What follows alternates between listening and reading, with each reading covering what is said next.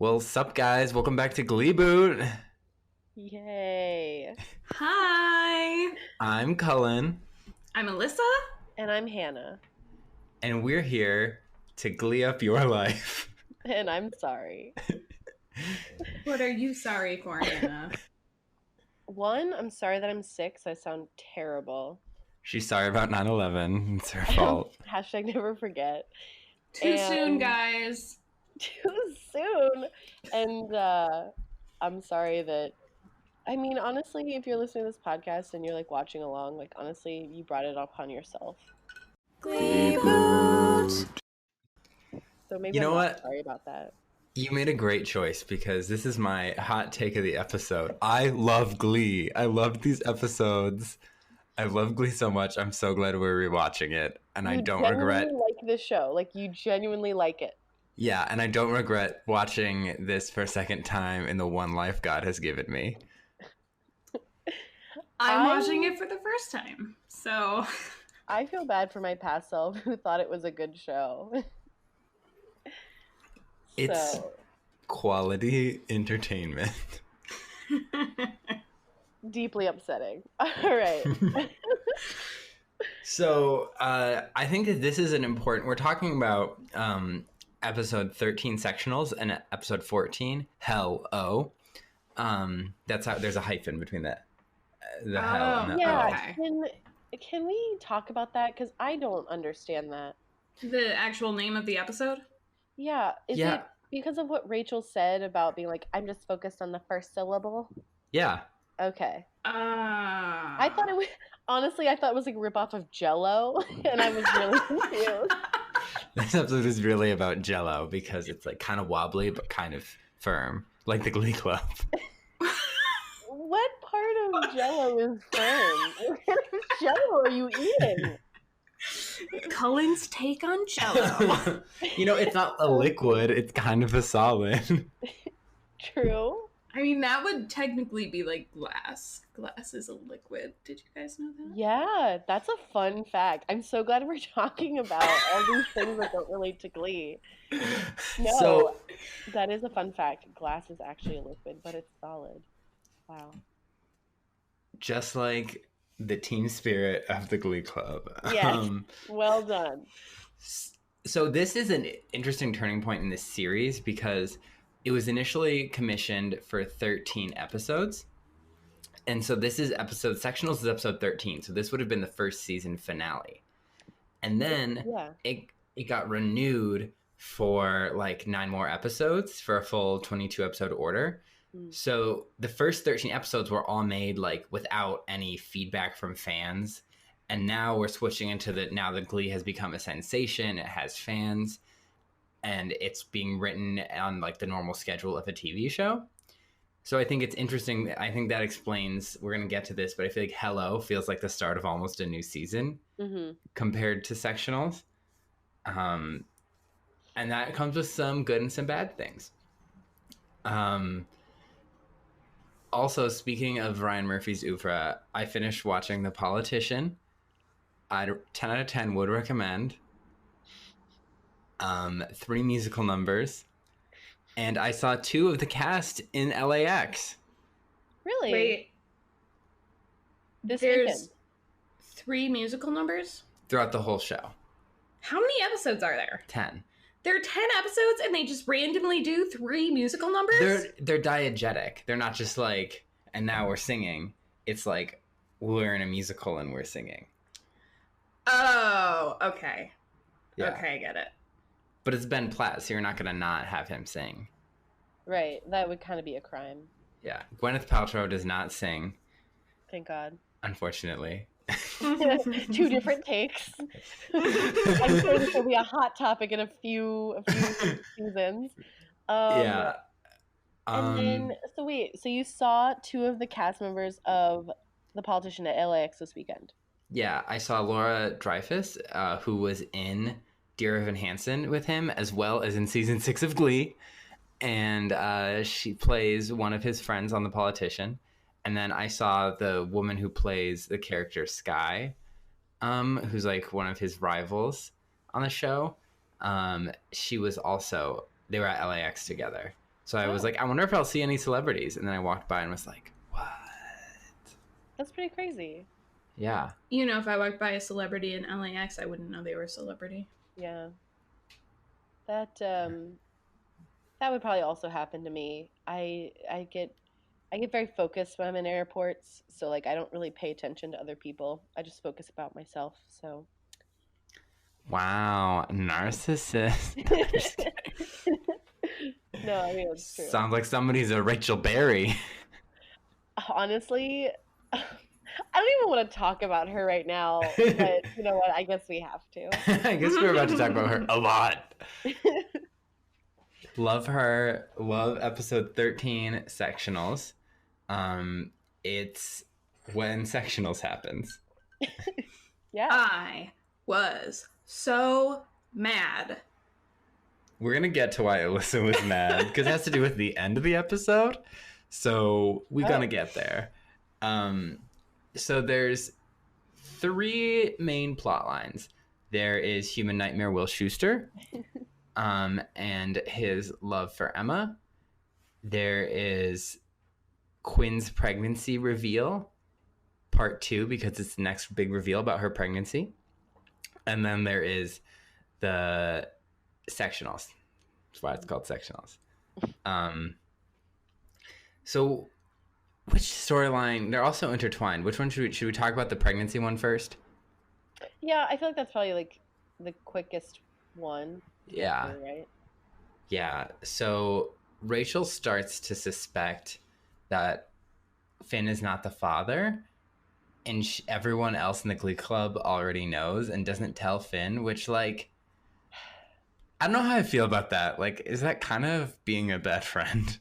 I'm also Well, bad really friend to confused. who, exactly?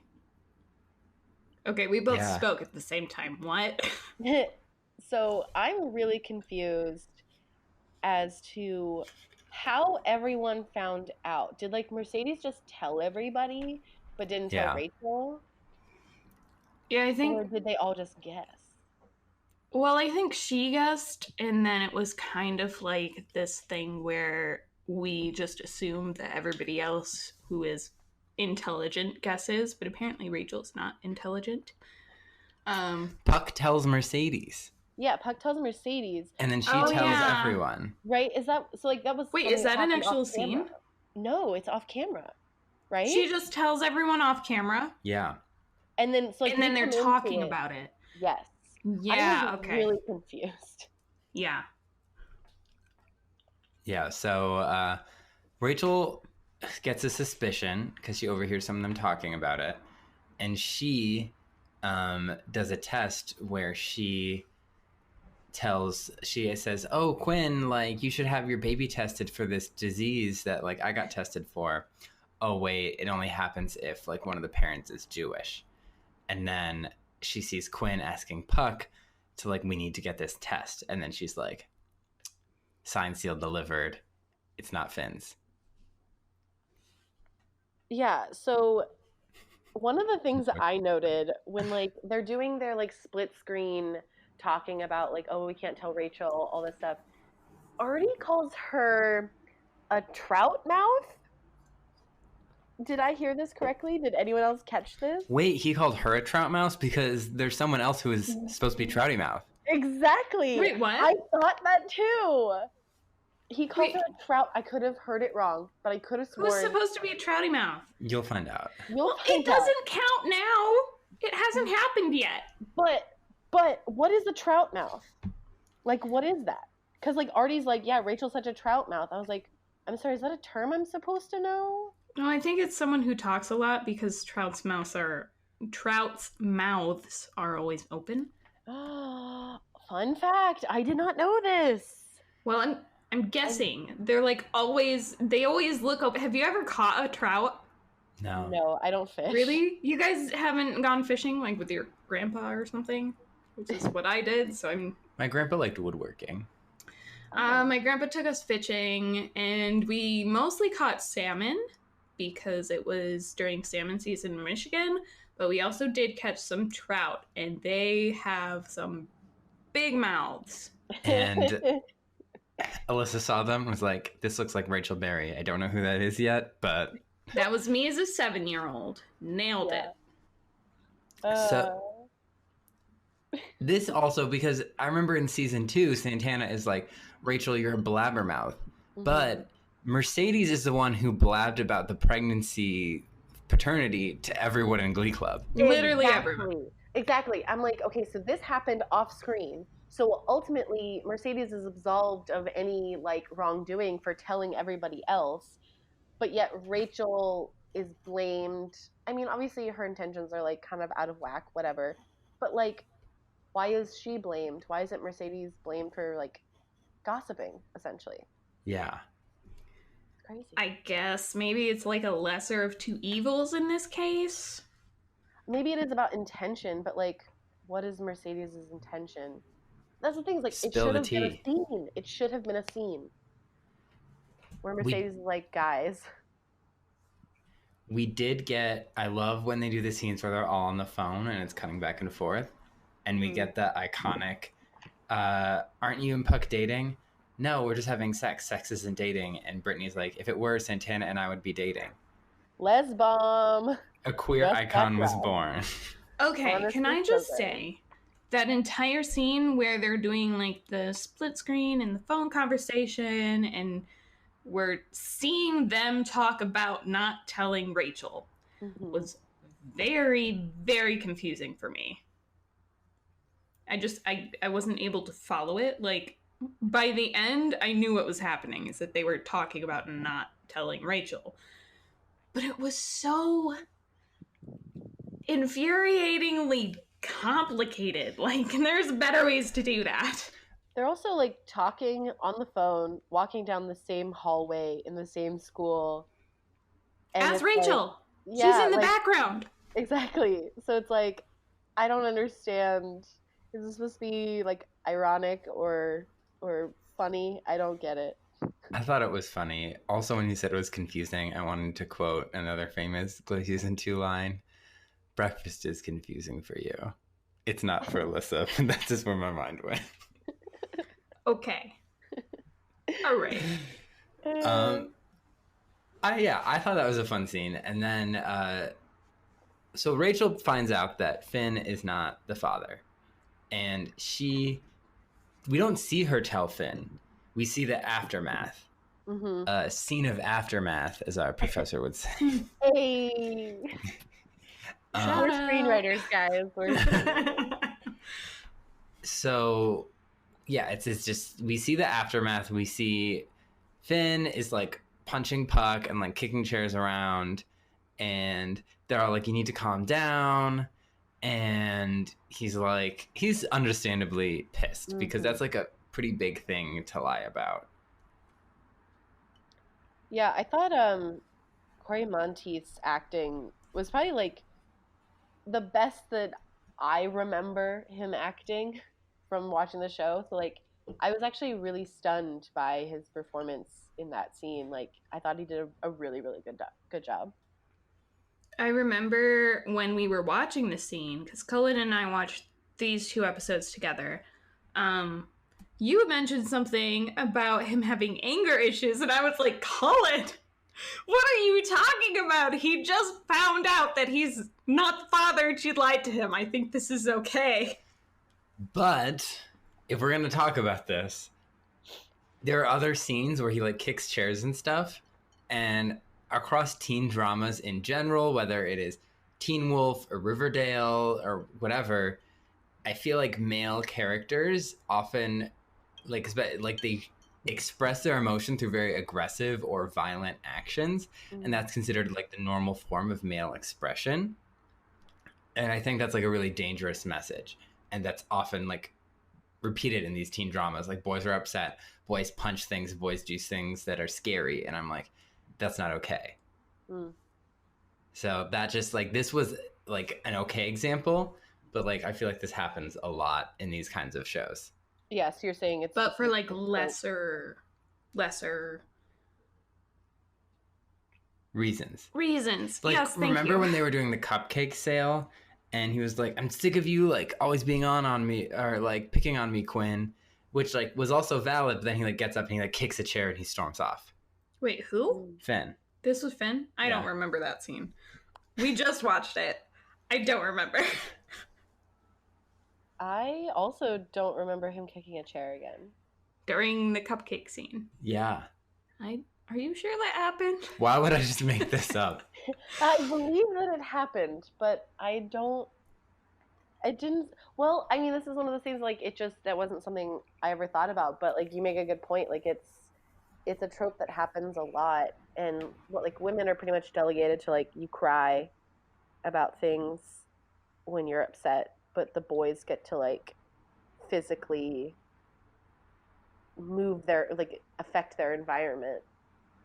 That's interesting, because I feel like women cry when they're sad, but when they're angry, they're usually portrayed as like maliciously holding that feeling in and then using it at some later date.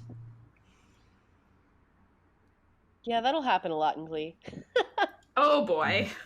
Hot take. I just invented toxic masculinity. I just threw that scene in. It's just a fantasy of mine. It doesn't exist in the real world. Yeah, so that's like a big thing. And so understandably, Finn quits the Glee Club. He doesn't want to perform with these guys. He doesn't want to be around them. And I'm like, fair. And Rachel's like, you're a leader. You have to be there. And he's like, no. And then Rachel apologizes to Quinn.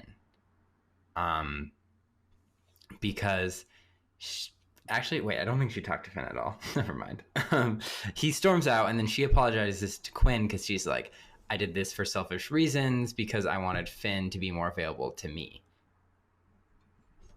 And Quinn is like, she's like, you can punch me. Rachel's like, you can punch me, just avoid my nose. And Quinn's like, it's okay, you told the truth. And once again, Quinn is supposed to be okay with someone else making major life choices for her. She is so okay with it. She's like, you did something I wasn't brave enough to do. And I'm like, are you fucking kidding me? Yeah. Like Ryan Murphy so wants to limit Quinn and just have her. It's such a complicated creator-character relationship. Ryan Murphy has he has a complicated relationship with like these kind of like blonde, rich, like bitchy girls between like Glee, The Politician, and Scream Queens. Like he has this like obsession / like hatred / like love of them. And I think a really smart person could write a think piece on that, but that's not me. Really smart person, not involved in the podcast, who's got a really hot take. So all you BuzzFeed and Huffington Post writers listening, call to action. Yeah, so this ties into the Sectionals plot, which... Should we talk about Sectionals or should we... Yeah, we're going to talk about Sectionals, then we're going to get to the Wemma of it all. I believe that's Will and Emma's ship name. Oh, fuck you. I hate that. It sounds like a character that was cut from DuckTales. Oh, that's... It's Daisy Duck's long-lost sister. Wemma. I mean, it gives me like uncomfy feelings, and so does their relationship. So I guess it fits. It fits. Anything to do with Will Schuester is uncomfy. If you were to rewrite Glee, is this how you would have the pregnancy reveal happen? No, I would want the young woman who is pregnant, if this is Quinn or another character, I would want to write her in such a way that like she can make the decision on how and when she tells whoever about her pregnancy and all the circumstances around it. Like I would hope to be able to write that character that way so that she's given some fucking agency. I agree. I think that's a good idea. Yeah, I want to go with that. Ryan Murphy. Okay, so quick side note. I watched whatever season 1, part 2, episode 1, came on, and I was watching it with my roommate, and we finished the episode, and then when you go like back to the menu, it has like the more like this option. It literally said more from Ryan Murphy, and I went, no, thank you. So that's a new option Netflix has. You can start getting things from the same creator if you so choose. That's Hannah's dream, just all day Ryan Murphy content. Oh my god. It is my personal hell. More like Hannah's nightmare. Yep. It's like me in the song Imagine. Great callback. Running gags. So, Alyssa is giving me the weirdest look right now. Did we talk about this in an earlier episode? Alyssa, it's all you talked about for like a whole episode. What? You even like purposely chose that as your favorite song just to spite him. Oh my god! This is great. Plot twist, my roommate is actually a bluefish. Her name is Dory, and she's played by Ellen DeGeneres. Okay, I remember now. Okay, moving on. We just reunited her with her parents in a sequel. In which I was adorably cute as a child. Mommy loves purple shells. I have no comment on the Finding Dory movie. I mean, I think people turned into a Glee podcast to hear about Finding Dory, so... Yeah, so... I say so much, but whatever, deal with it. People, you can deal with Glee, you can deal with me saying so. Sectionals. Will, because of the whole debacle with the mattresses, is not allowed to go to sectionals. So Emma postpones her nuptials to attend as the faculty advisor for the Glee Club. Mm-hmm. It's implied that she does this for Will, and I think she straight up later says that she did it for Will, which I'm like, can't she just do it because she loves the kids? Right. I forgot she's a woman. Her only motivations are for men. Exactly. Nope, you got it. You're 100% right. And that is true in real life as well. Yes. No comment. So Emma, because Finn quit, they have to get human pubic hair. I almost called him Jean Ralphio. He wishes he was Jean Ralphio. Jacob Ben Israel. Honestly, Jacob Ben Israel walked so Jean Ralphio could run. So creepy. Yeah, oh, he's the worst. Oh. But yeah, well, they just needed another body. I think that's literally what they said. Yeah. They're like, just stand in the back. Don't even move. And then he sits next to Rachel on the bus, and Rachel's just like, this is the end of my life. And I'm like, relatable, #mood. Because she's like, I go from having like my dreamboat Finn to the grossest human I've ever interacted with, Jacob Ben Israel. Yeah, so they go to sectionals, and they discover that they're going to do, is it Don't Stop Believing? Oh, yeah. Jumping back to the beginning, they're like, we need a ballad for sectionals. We haven't decided this yet. Oh, we're waiting till now. Of course. And Rachel's like, I got all of those assignments that had nothing to do with sectionals. So, of course they ran out of time. Yeah, they were busy trying to do a mashup of the song, and I Could Have Danced All Night. Which I'm surprised they didn't choose as their ballad. Mercedes is like, how come Rachel gets all the solos? I'm going to sing a song. And she sings... and I'm telling you. Yes. And she slays it. It's amazing. Mm-hmm. And Rachel's like, yeah, Mercedes, you should sing this. And it's like, oh, look, character growth. Great. So they're going to sing that, Don't Stop Believing, and I don't know. I wonder who's going to do the solo without Finn being there. Yeah, and then they're doing Proud Mary in wheelchairs. You're laughing. It sounds like you want to say something. I feel like Proud Mary in wheelchairs without the context of the episode would be really strange to people watching sectionals, like in the audience, right? It's just like, Yeah. oh, Yep. rolling, they're in wheelchairs. I get it. Like, you don't have the context of, like, hey, we did this assignment to honor our friend who's in a wheelchair. Nope, there's no context. It's just these kids chose to do this number in wheelchairs because rolling is in the song. Got it. That would give Tina a solo in nationals, or not nationals, sectionals. Does she have a solo in In Proud Mary? Yeah. Oh my god. So yeah, so wait, who would have done the male lead then? Artie. Artie Yeah. in place of Finn? Oh, I mean, I would pick Artie over Puck. I mean, we all would, I think, right? Yeah, and Mike Chang doesn't sing, and Matt doesn't talk. So the other option is not Quinn, Kurt. Santana calls Kurt a breathier, more feminine Quinn Fabray at some point in the series.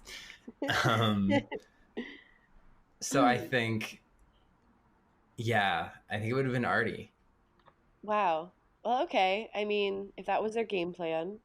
So, quick thing about Matt who doesn't talk. Are he and Mercedes like a thing? Because like when Rachel's basically like, "Oh, I have been planning this ballad forever since I was like able to start speaking." And so Mercedes like turns around to like this Matt guy and he's like urging her on and almost like, "What's happening? Like, are they a thing?" Because they like have like a cuddle sesh too. I think Matt is asexual. This is Glee's asexual representation. Of course, and then he gets no lines. He doesn't ever talk. Yeah, so we don't even know, but it's like J.K. Rowling, like it's there. Oh yeah. Ryan Murphy should have like every like couple weeks he'll come out and be like, yeah, like this character is actually has this identity. Oh cool, they didn't have any lines, so it's not real representation. Awesome. It's like how Harry Potter was gay the whole time, even though he like married a woman.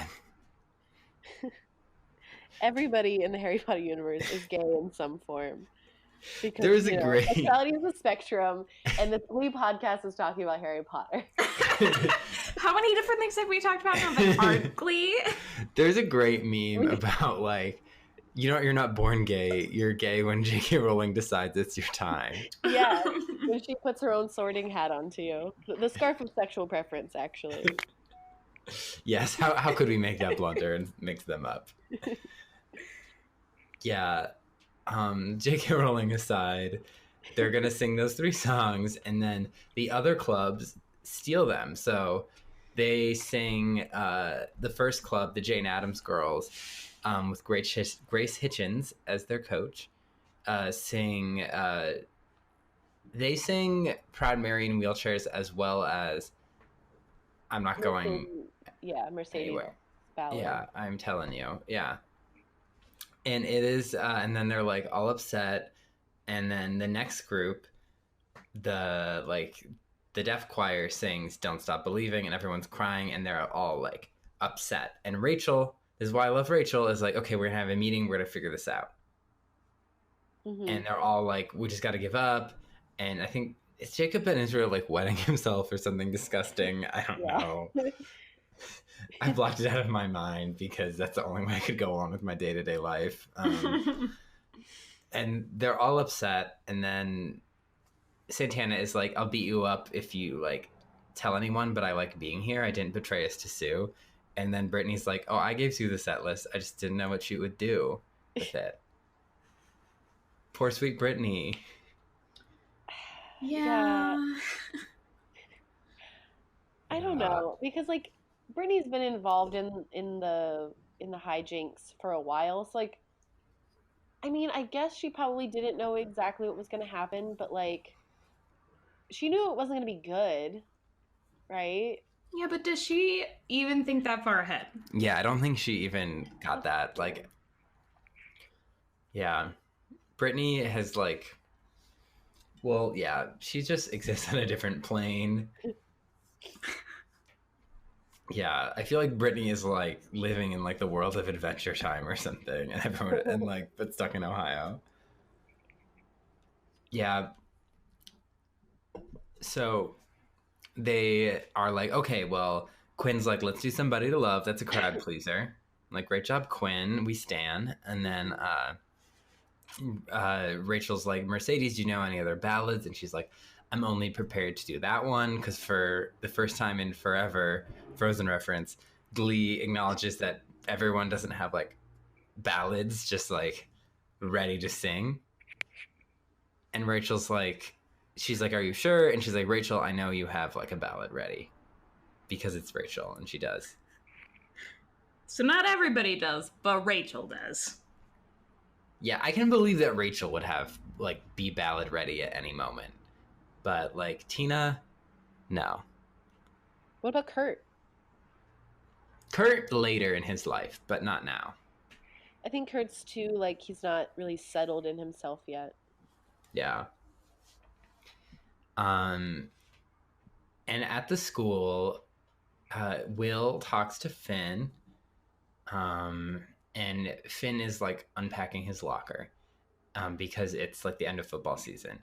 And Will's all like, I don't even remember what he says because like when Will's talking, I'm like, oh my gosh, what am I here? And he's like, you're a leader. You should do this. You can't abandon them. And he's all like, they betrayed me. And like, it feels weird. I'm like probably butchering what this scene was. I just remember that they talked in the lockers. I mean, yeah, that's what I remember. Do you have a better memory, Hannah? No, he's basically just trying to give him a Schuster pep talk, and I'm not gonna lie, I zoned out. I mean, it worked. So basically what happened is Will gives Finn the pep talk. He inspires him somehow, and then gives him his keys accidentally, but not accidentally, forgets his keys. Yeah. Oh, yeah, because Finn... 16, 17-year-old boy drive his car. Yep. His like car. Yep. Maybe he's hoping that he'll crash it. Oh. He's like, you left your keys, and he's like, no, I didn't. That is what I remember of this scene. My apologies. Usually we watch them much closer when we record, but there were some computer problems, so it's been a couple weeks, and so I like these episodes a lot, so I remember them pretty well.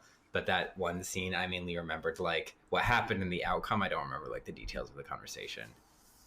But yeah, Finn, yeah, he's inspired. He drives to Sectionals, and he's like, I found sheet music. I printed it out on the Cheerios copier because F Sue, and I have a song for us to sing. Before all the Will and Finn stuff, Emma does confront the cheating teachers, and it's like, that's really shitty of you. I'm paraphrasing. And they're like, this is our chance to win. And she's like, you're telling your kids that like their lives aren't meaningful now and that they need to win for them to be meaningful, which is like a bad lesson. Mm-hmm. And I'm like, oh my gosh, these are the scenes where I'm like, Emma is the only adult on this show. Yeah. Thank you for acknowledging this. Yeah. Except that's not actually what she said.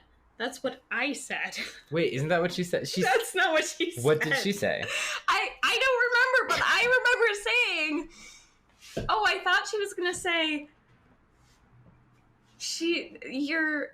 that means you don't think that their lives are meaningful now. And that's not what she said. No, isn't that what she said? No. Well, she said something like, you're teaching them that cheating is like the only way to win. And like, that's terrible. I think what you said was like kind of subtext. I don't think Emma straight up said that, but that was what she was implying. Like, you're being bad teachers. Like, you're teaching them a bad way to succeed. Okay. Hannah?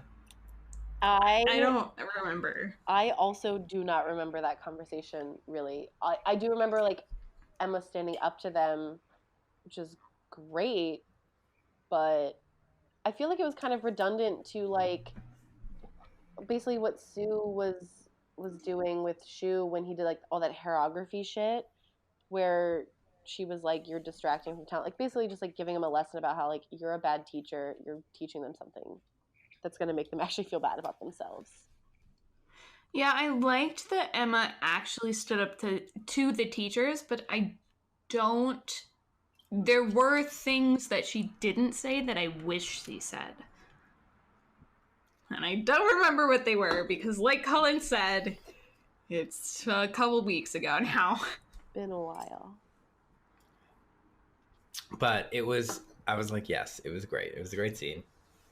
And so, like, the whole team is freaking out until Finn comes in to save the day with a new song idea. And then Emma puts Will on the phone, so we get to see Will's reaction shots. All of his almost sneezing, crying shots. As they put on their sectionals performance. Rachel opens by singing Don't Rain on My Parade. My friend Katie in college loved this song. She woke up to this song every morning. It's how she inspired herself every day. Let's play the clip of me asking Katie what she thought of this song. Katie, what are your thoughts on Rachel Berry's cover of Don't Rain on My Parade from Funny Girl? Am I allowed to swear? Yes. Okay, fuck that fucking shit, okay? She butchers Streisand. Like, absolutely butchers it. And not only, she butchers it once, and then she continues to butcher it season after season. Like, that is her go-to song, and she's up there acting like the new Streisand. Bitch, nobody can be the new Streisand. Streisand is Streisand. You can't top that, okay? You can't just be a second-rate Streisand version. That doesn't exist. That should be illegal, okay? She should be arrested. Leah Michele should be arrested for that shit Streisand cover. You can quote me on that. I'm so pissed off. Yeah. I'm so pissed. Go off, I guess. I'm sorry. I'm a little drunk. Okay, but it's not Leah Michele's version that she woke up to every day. No. I was joking. She did not wake up to Don't Rain on My Parade every day. Well, how am I supposed to know that? I didn't know your college friend. Because I'm about to play the clip, or in editing, we'll play the clip where she's like, Leah Michele should be arrested.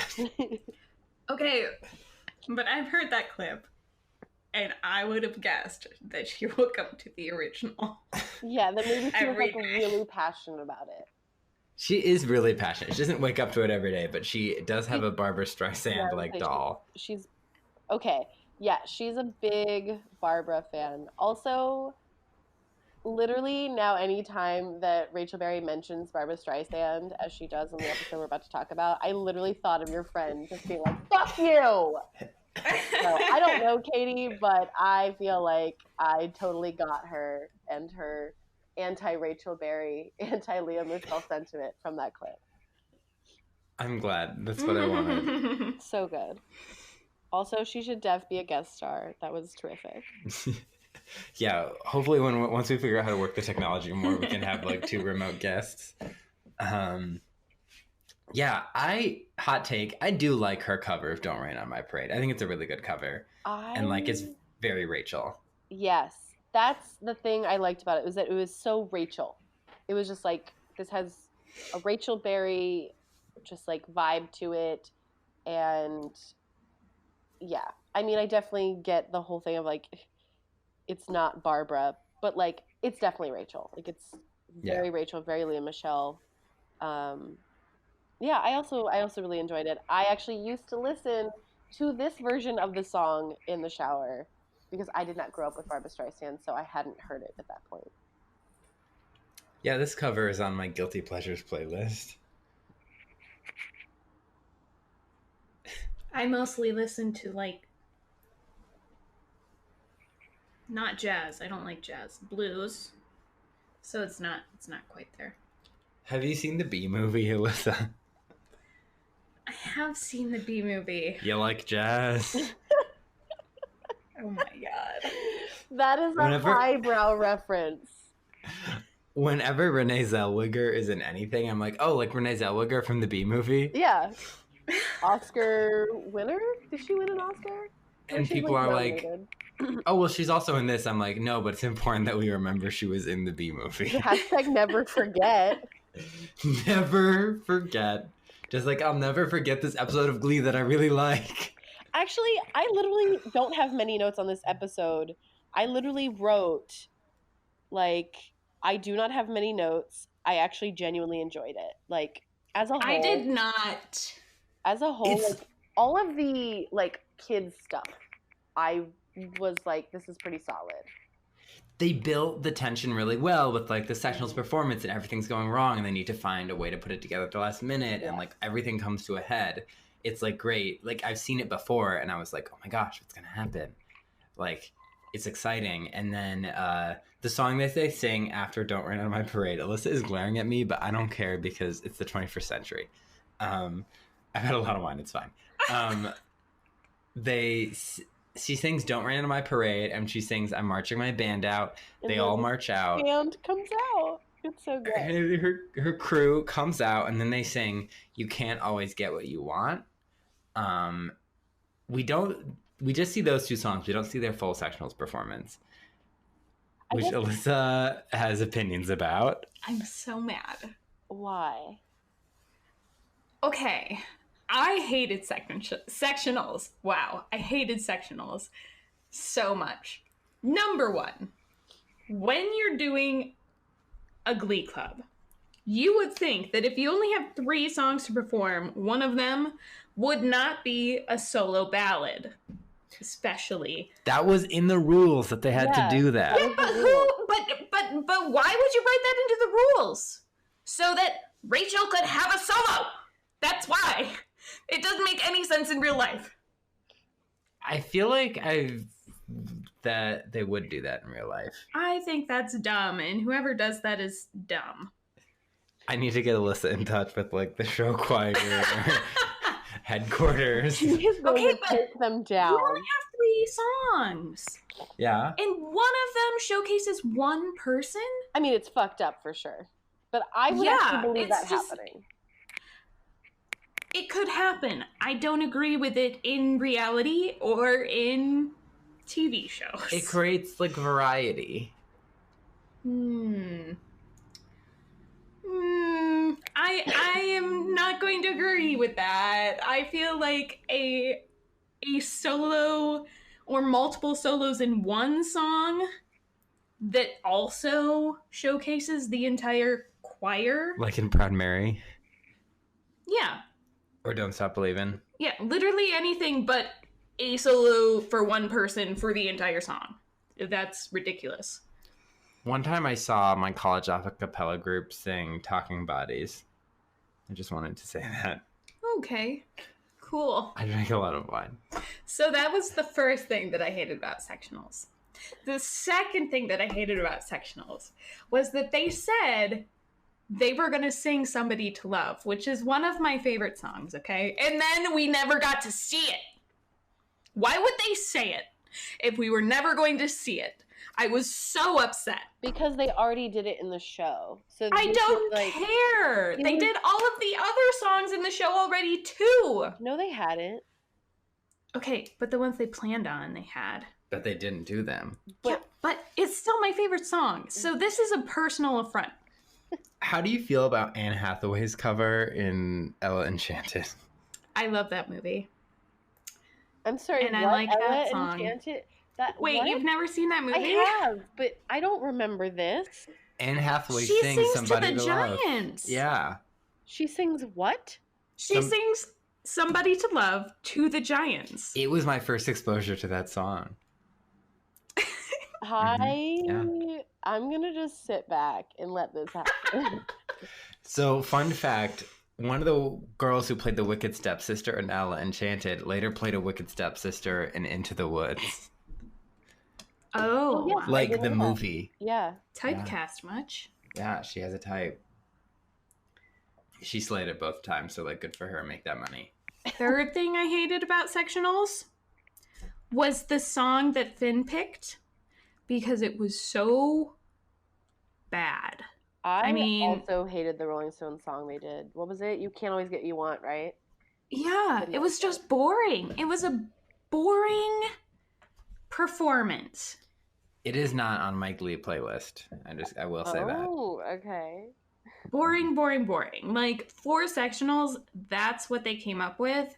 I know it was last minute, but it's almost like the writers in the writers' room kind of were like, okay, we've forgotten all of the other songs we could potentially do. Let's just land on this one. I also think it might have been like maybe it comes down to like budgeting for the music, because like Rolling Stones, like it's a super popular song, they're a super popular band, so like I wonder if it might have been cheaper to get this song than like something a little more contemporary, because they do a lot of classic stuff in this first half of this first season. But there has to be other classic songs that are less expensive and more interesting. Right. Maybe the writers just like this one. I mean, I don't like this song, but whatever. Say that again, Hannah. Finn has a terrible taste in music.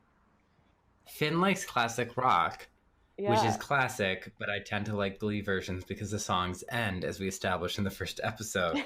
Classic rock songs with the regular versions just keep going. Fade into infinity. I swear I listened to The Boys Are Back in Town for like a full hour car ride on the radio once to my grandma's house, and like no other song played. It was just that. I have more things I hated.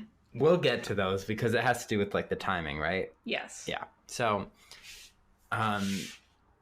they perform at sectionals and then they're waiting outside, and the judges are the state paid skeptic, the Sue's co-anchor, and the vomit girl from Pitch Perfect. Yeah. Which, fun fact, none of those titles actually popped up on our like the one we were watching. Because we were watching the subtitle version, because Alyssa likes to have the subtitles. That can't be why they didn't pop up. They were written in the TV show, right? I feel like that is why. Because then it would confuse with everything. Yeah, but they have things on screen. God, I can't remember what they're called. Credits? No. It's an industry term. Oh my gosh, Alyssa's so LA. All right. I don't know, but they didn't come up. I don't know why. I assumed it was because of subtitles.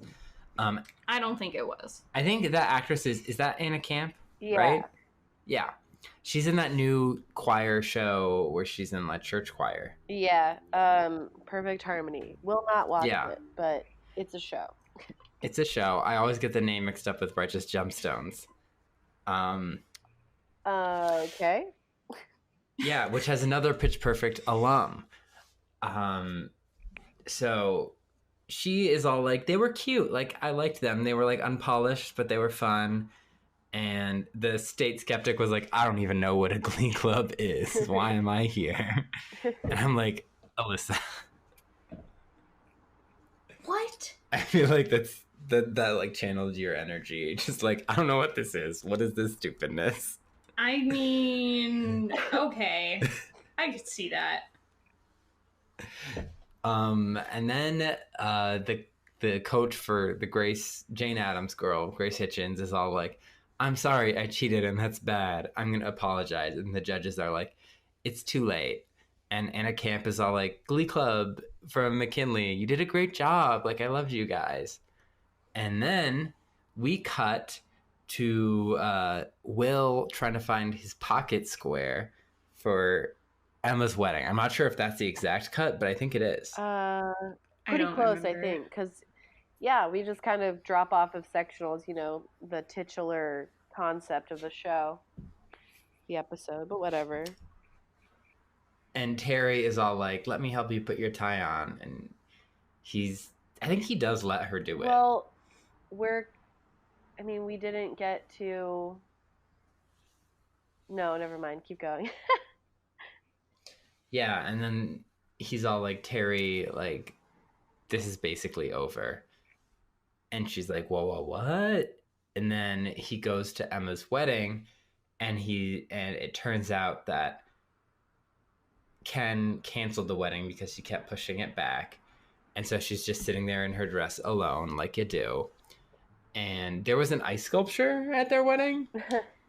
Yes, there was, but I think it was something that Ken wanted. Probably.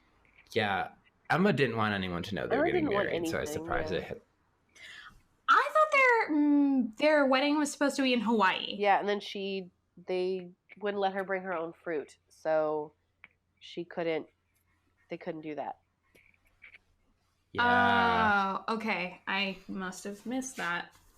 So then they're all like, so Will sits down with her and she's all like, he canceled because I kept pushing back the wedding and I pushed it aside for you. And he's like, I just broke up with Terry. And she's like, you just broke up with your wife. Like, Mhm. And then she walks away. And he's like, you make a beautiful bride, which he is not wrong. Weird thing to say, but she was very pretty in that scene. She was pretty. And then we cut to, it's like the next day at school. Emma's leaving because she can't bear to be around with like Ken and Will. She's like, I'm too embarrassed. I need to go to a new job. And Sue is put on leave, or like she's put on probation. She's suspended. And the principal is like, you leaked it to her. You leaked the set list to the competition. Like, that's not okay. And she's furious. Like, I'm normally all for Sue just like harassing Will right to his face about his hair and everything about him. But like, she starts blaming him for her own suspension, and I'm like, you were a bad teacher. You did this to yourself. This isn't funny. Yeah, she's just like, your hair's terrible. I hate this. And she throws, doesn't she do one of the things where she like throws the receptionist's computer and like yells at the kids? I don't remember. She might have had like an outburst as she walked out. Probably. She's Sue. Yeah, she's Sue. So this is all feeling very like season finale-esque, correct? And then he comes into the classroom and we get the big reveal finally of what happened at Sectionals. Alyssa is rolling her eyes. This is an auditory medium, so I'm explaining it to you. Thank you. My eyes are rolling. Did you all hear that? I heard them hit the floor. They rolled out of your head. They reveal that they won! Yay. Wow. Big surprise. I'm so proud of them. I was also kind of proud of them. I was like, oh, like they like teamworked it out, and that was nice. It was cute, and they all like showed him the trophy, and then they sang the Kelly Clarkson. We love Kelly Clarkson, don't we? We are a pro Kelly Clarkson podcast, but that was a god awful cover, and I hated it. Oh my gosh, I love that cover. Let me just quickly say something. So they started the Kelly number, right?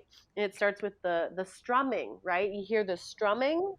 Yeah. The fucking piano guy, while it's strumming, is hitting the key on the piano, and I'm like, it's a guitar. Why are you hitting the key? So that was the thing that happened. I didn't even notice that. This is My Life Would Suck Without You. Kelly Clarkson, standard. That was like Love it. Early in her career. Yeah, but I remember listening to that song in high school while reading whatever like fantasy book about Merlin and being like, oh, I love this song. Learning to drive. Yes. Wait, never mind.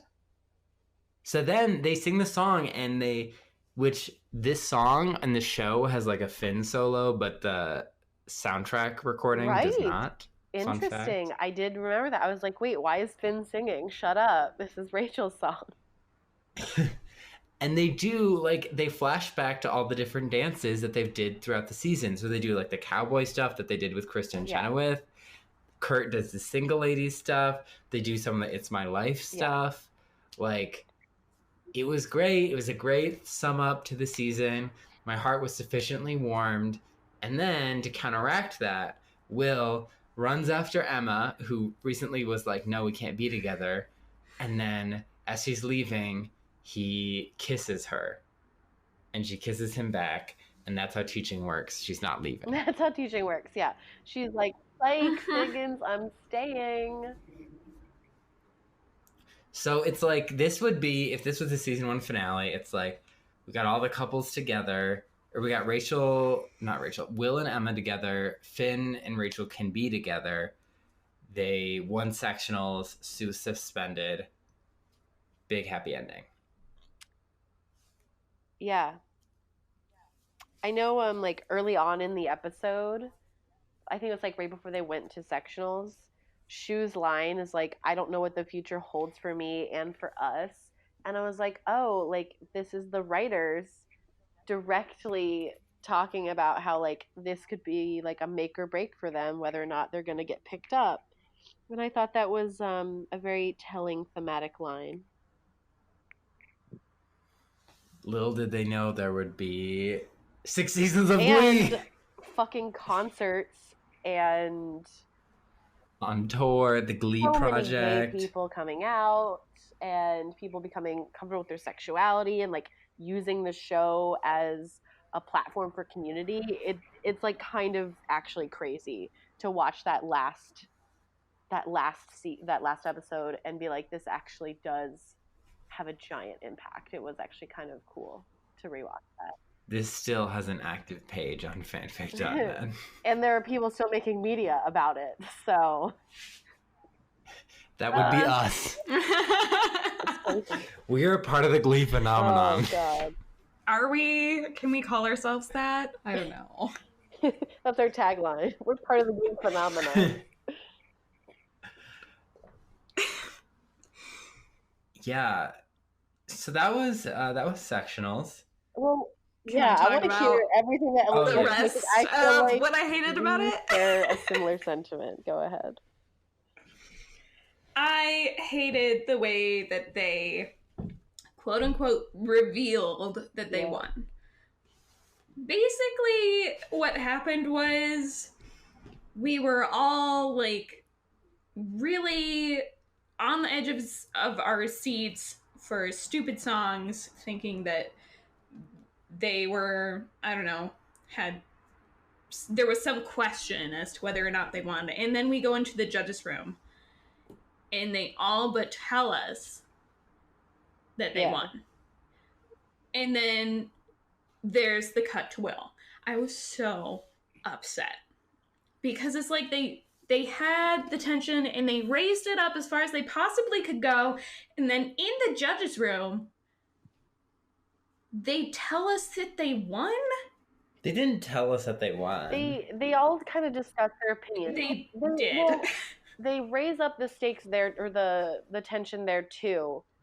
I think what gets me is that, like you said, I disagree. They cut away from the kids to go to Will, but like we don't. Yeah, that was a huge part of why I was pissed off. The kids actually see that they win. We don't see that celebration. We don't get to see them like smiling in the faces of those like other students who like, or those basically the coaches.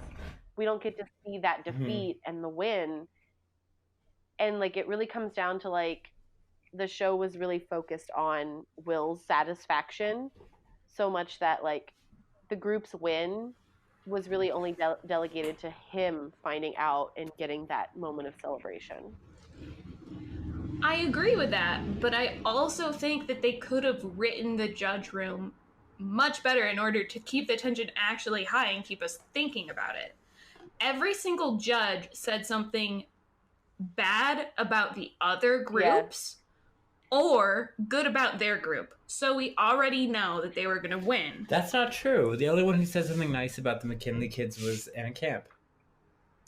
No, that can't be. Yeah, and then the co-host was like, I guess, but the skeptic did not say anything. One of the judges said, I hated the I don't remember what the schools are called. There's Jane Addams. So yeah, the one. Okay. One of the judges hated the Jane Addams, and then one of the judges said, "Let's be real.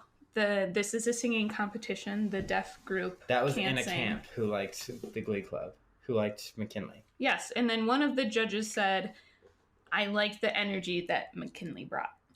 That was Anna Camp. Yeah. Who? I thought that was a man. Yeah. No. Well, there was a man. There was a man, but he didn't say that. What did he say? He was He just liked the Jane Addams Academy better, and yeah. but the one woman who like had to be there because her boss told her to, she was kind of the one who was like, if I had to pick one that I hated the least, but I don't remember what she said. If she said McKinley or I don't know. Well, regardless of who said what, I never got the impression that they were not going to win. I think I also had that too. I think like the purpose of the scene as itself was to, you know, like keep that tension, but like they completely ruined it anyway. Yeah, I'm pretty sure they did. Like not well executed. It was focused on Will being the protagonist. Yeah, it's the worst. And we were like, no, thank you. I'm like really bummed. Will is Christopher Columbus. I'm really super bummed that we didn't get to see, because like I don't remember these two schools really ever coming back. So like I don't know if these kids ever we get to see them get to like rub it in their face and like celebrate as a group that like they did that thing together by themselves. Like they came up with the plan, the choreography, whatever. Like they didn't even get that moment. We didn't get to share that moment with them, and it was a huge fucking bummer. Yeah, Will wasn't even there. Why do we have to focus on him? Because the show starts with him, and it must end with him as well, I guess. End with his death. Okay. Remember when Terry got hit by that rock? Yes, she was crushed to death. The 7 dwarves were chasing her. And the lightning bolt hit the rock and she was crushed. In every scene where we reference Terry being there, she is a zombie. She is a zombie with a lot of makeup on to make her look normal. So, we're gonna... do we have anything else to say about sectionals? I feel like we've said all there is to say, but I don't want to speak for you. Thank you for letting us I think we're... Yeah, I'm good. You're welcome. I'm like the best Thank ally. you for being a male ally to the female community. Alyssa's eyes right now. They are rolling out the door. All right, I want more wine. Should we take a quick break of recording? Sure. Sure. Okay, here we go. So now we go to the second part of season 1. Season 1, episode 14. Hello, which I also thoroughly enjoyed. Okay. I don't actually remember how I felt about it. I was a little blindsided by Sandra Bullock. a singular character whom I only know as the person from Mindhunter. Holden. Oh my gosh, yes, that's his name. I'm just gonna call him Mindhunter. So, apparently at some point they established that Finn and Rachel are now dating. Right? And I was like, did I miss a scene? I feel like we were pushed into the relationship just like Finn was. All of a sudden, it's just happening. Which is kind of funny and something that would happen in high school. Yeah. It's just like you have a conversation with a person once, and then all of a sudden they're like, yeah, it's like we're hanging out tomorrow, right? And you're like, no. And hanging out means dating. Yep. Going So steady. Finchel is happening. Oh, That's yes. what it's called? Finchel, That's what yeah. they're called. Ew. That's not the worst ship name. I mean, Yeah, it is but to Alyssa. someone could have come up with Rain.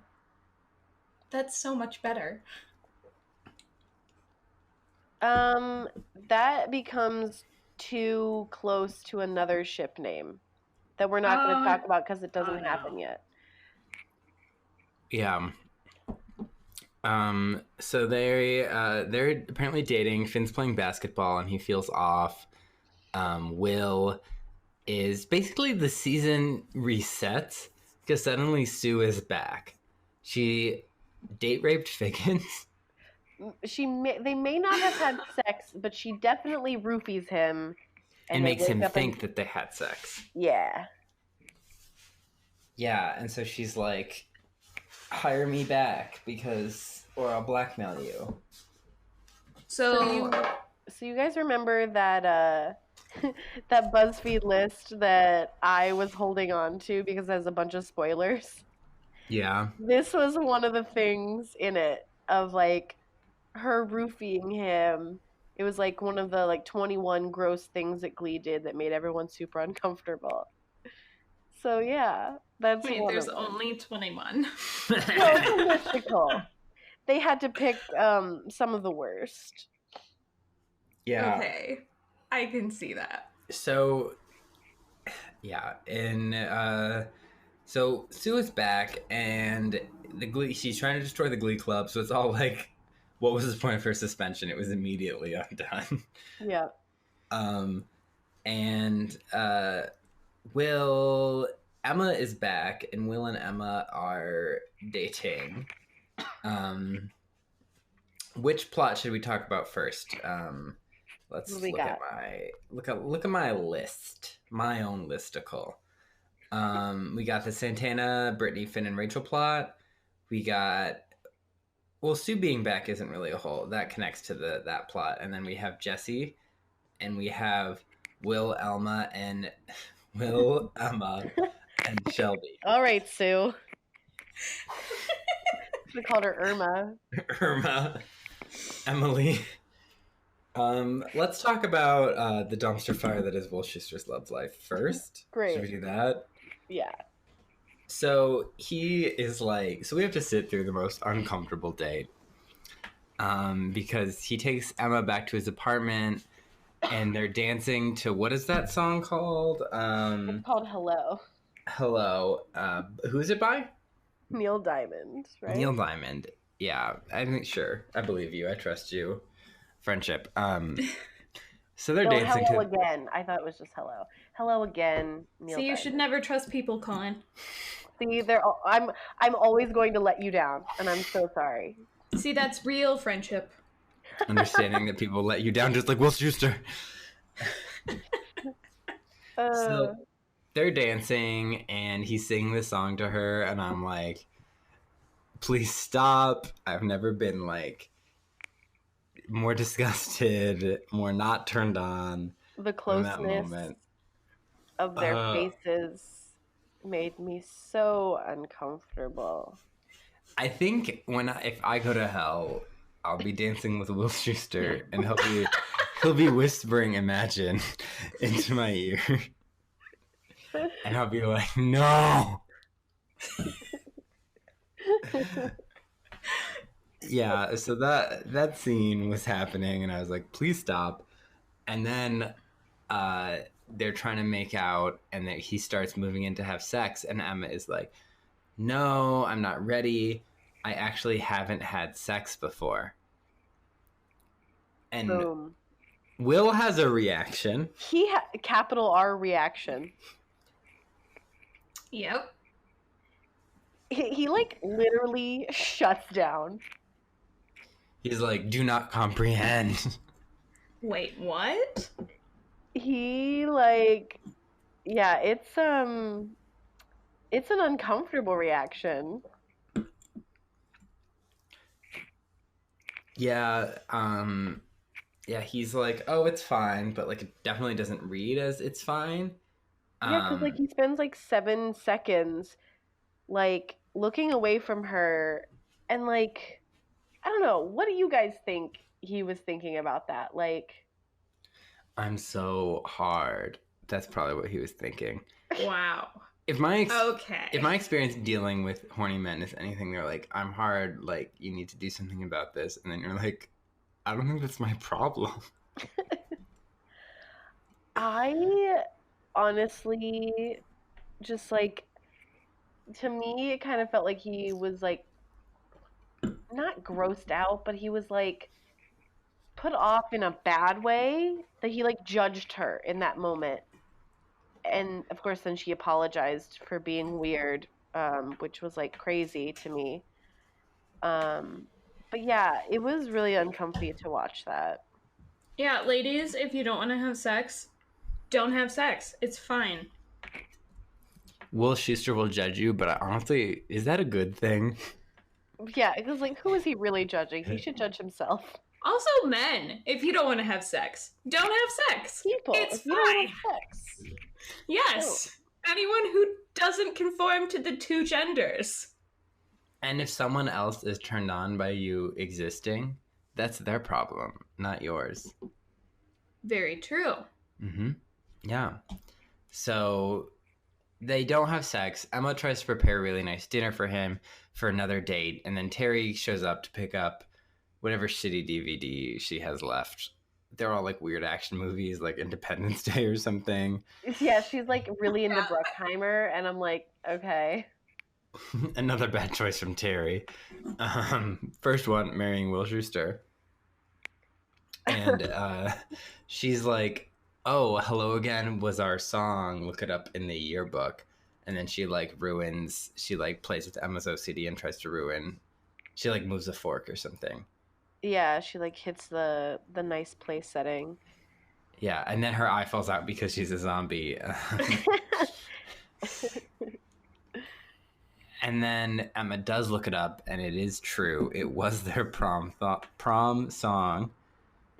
And their prom thong. It was written on Terry's thong that she wore at prom, and Will sang the thong song. And she married him, which was an epitome of Terry's poor decision making. Was it the Hello Again song, or was it? Yeah, it's Hello Again. Oh. For some reason, I thought it was a different song that they were talking about, but that doesn't make sense. I don't know why I thought that. No, it's the one that they were dancing to. Yeah. Okay. And Will's like, I literally forgot. And I'm like, Will, why are you so stupid? I mean, I didn't think it was that weird that he forgot, because I forget everything. So... But, like, if you have a song... like, it's a trope for men, like, married men, like, oh, they forget all the little details. And it's like, that's probably not, like, a great thing to be constantly portraying, because that's not true. But like, Will Schuster is literally a human nightmare, so like, I understood it. But like, have you ever had a song that's you associate with a certain like romantic relationship? No. Yeah, but like, you don't. Whenever you hear that, person would remember that. But again, this is Will Schuster. He's a whole other beast. He's an asshole. And he's because Terry. I have songs. Yeah, I guess because I have songs that I associate with those, and even though like I can still listen to them and enjoy them, it like hasn't ruined the song for me. Like just because that relationship is over, like I still like it passes through my mind. Like but that wasn't their song. It was just the song that they danced at prom. Right. But like it was in the yearbook, right? So it was like kind of their song. And it's something that it's related to this one person. You wouldn't then take this same song and apply it to another person without, like, you couldn't, unless you were able to completely sever that tie, like Will Schuster does, because he's an asshole and he's super forgetful, according to Terry. But yeah, like, you wouldn't take a song that you associate with one romantic person and apply it to another, right? Like, that's not. I don't know. See, like, I would not remember the song that I danced with someone at prom with. I wouldn't remember it. I feel like if you had a song that you associated with a certain relationship, I feel like you might remember that. Yeah, maybe like a wedding song, not a prom song. Proms are basically weddings. I'm just kidding. Wow. Lies. Okay. Victoria, Becca, and Naomi, I don't think we're married. I mean, I'm not defending Will as a person, but I am defending this plot point. Or no, I'm not defending the plot point. I'm bringing it down because I think it's ridiculous and I have a terrible memory. So if anyone got super upset and emotional about something that I forgot like this, I would be pissed off. But Emma does have a valid point when she's like, you just got out of your relationship. We should have some space. That is a valid point. Also, I'm not saying that that's not valid at all.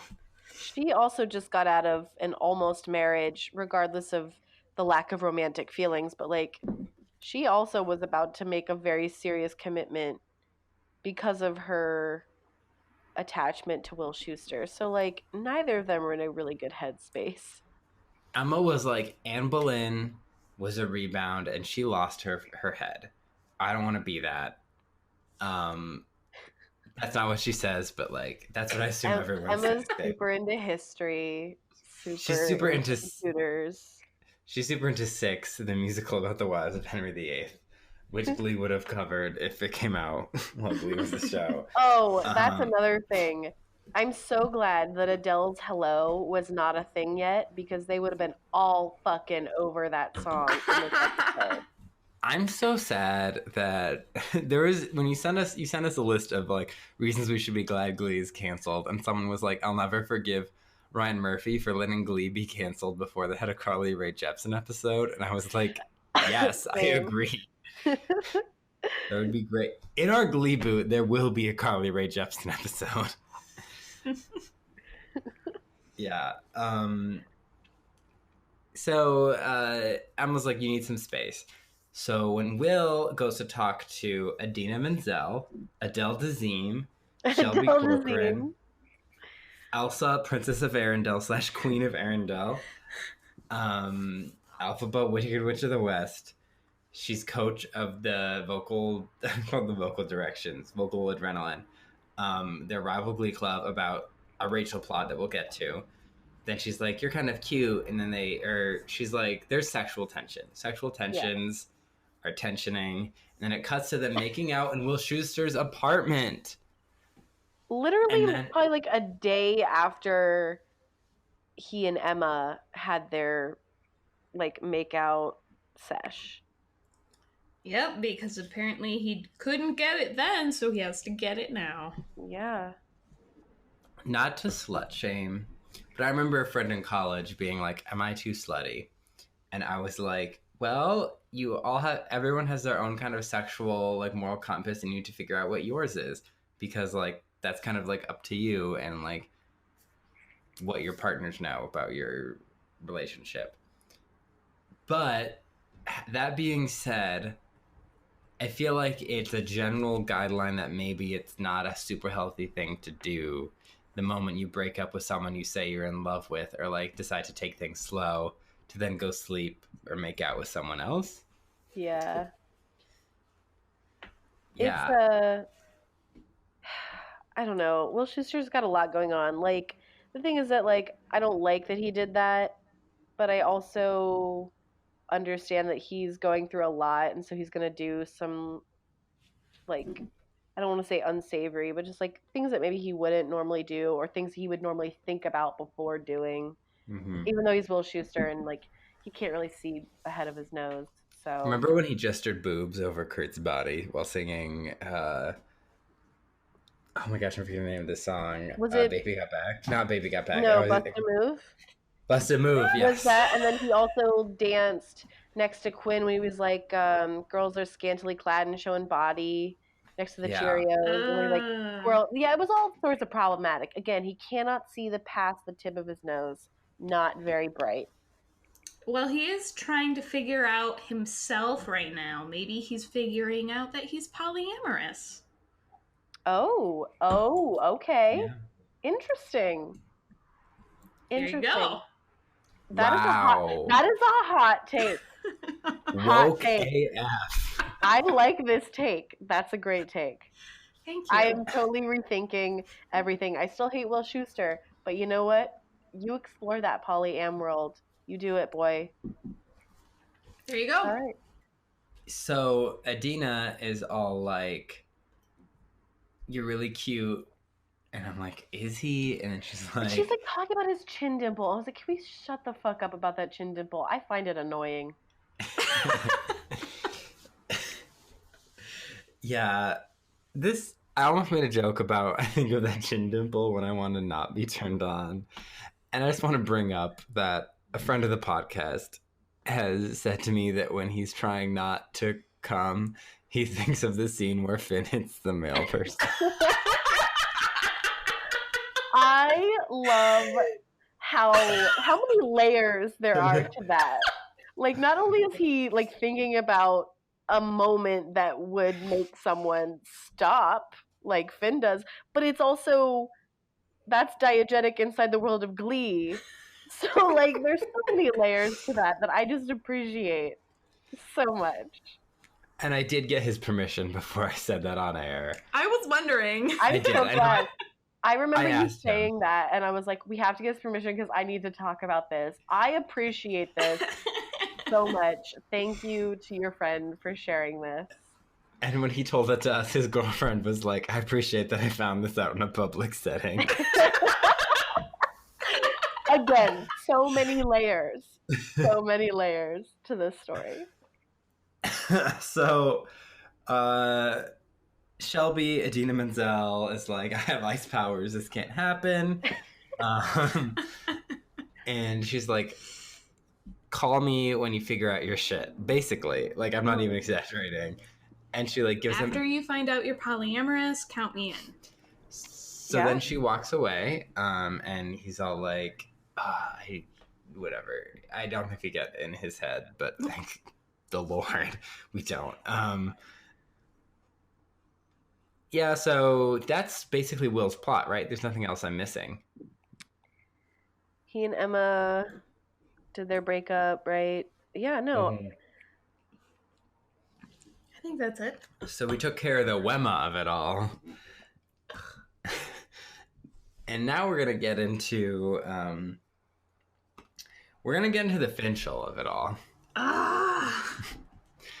So Finn and Rachel are like, we're dating now, and Finn feels off in his basketball game, which made me think of Cullen's Corner. I used to be the scorekeeper for my high school basketball games. Fun fact. I used to run the scoreboard. And one time I was sitting with a girl was helping me do it, and then the ref was like, is she distracting you? Because I made a mistake. And I was like, no.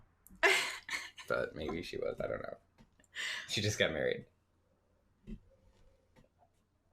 Yeah, but I used to do that, and it was like, it was a thing I did, I guess. That's the end of the story. Okay, cool.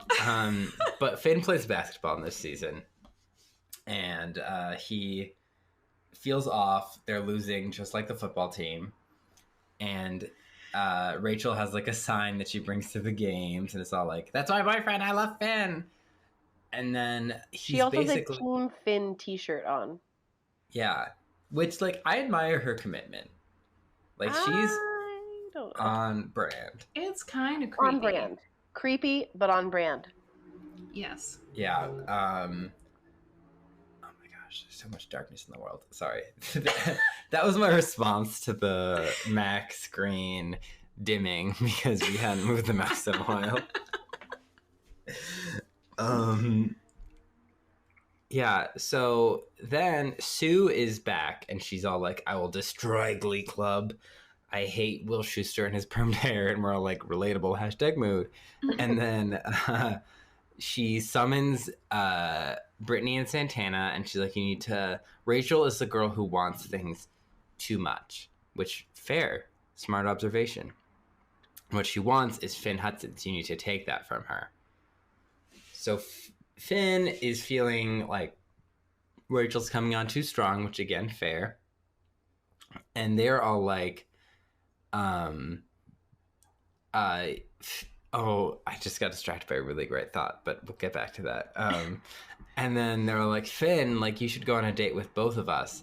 You're really good at dancing. And he's like, I wasn't even moving my feet. And they're like, that was the best part. I think Brittany says that because she's an angel and I love her. And then, so he's all like, we should take a break, Rachel. And she's like, I'm the only one that truly knows you because you're too insecure to be with me. And deep down, behind all that bravado, like, you're just a scared little boy. And I'm like, go off, Rachel Berry.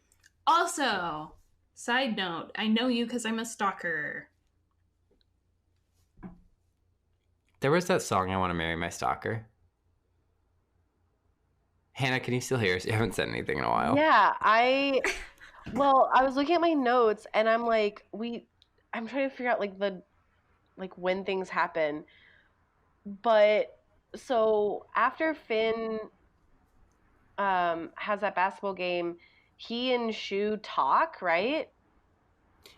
Because this is like his prep for his song.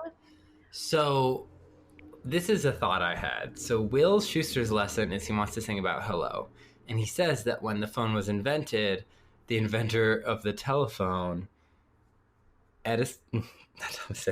Bell, Alexander Graham Bell. Alexander Graham Bell is a whole, like, his preferred greeting was ahoy. And people decided on hello. And I almost brought that up as a fun fact when we were at lunch before seeing Joker. And I was like, oh my gosh, I can't share a Will Schuster fact as a fun fact. I have a lot of things to say about this assignment. Okay, one, there's really no point in starting a lesson off with that Alexander Graham Bell tidbit, because no one cares and it doesn't matter. And it doesn't really have anything to do really with what he wants them to do. Yes. This is confusing because I'm being really drunk right now. You are. It's kind of great to watch. Oh my god, what is happening? What were you going to say, though? I was going to say, can we actually outline what the assignment was? Because I don't think we actually said anything about that. They had to sing a song that had the word hello in it, right? Yeah, that was it. Like, no, hello in the title. In the title, right? Yeah. Yes, okay. So that was the assignment. That was it. It wasn't like thematically about like rediscovering yourself, or it was just the title. I think it's gone. And then he and so Will and Finn like are walking out onto the stage, and they're like talking about like, oh, like you need to rediscover yourself, Finn, and like you just went through a lot. And literally like they bring him out, and the writers are connecting all of the dots for the audience with some of this dialogue. Where like Will literally is like, I want you to sing about like something like rediscovering yourself and whatever.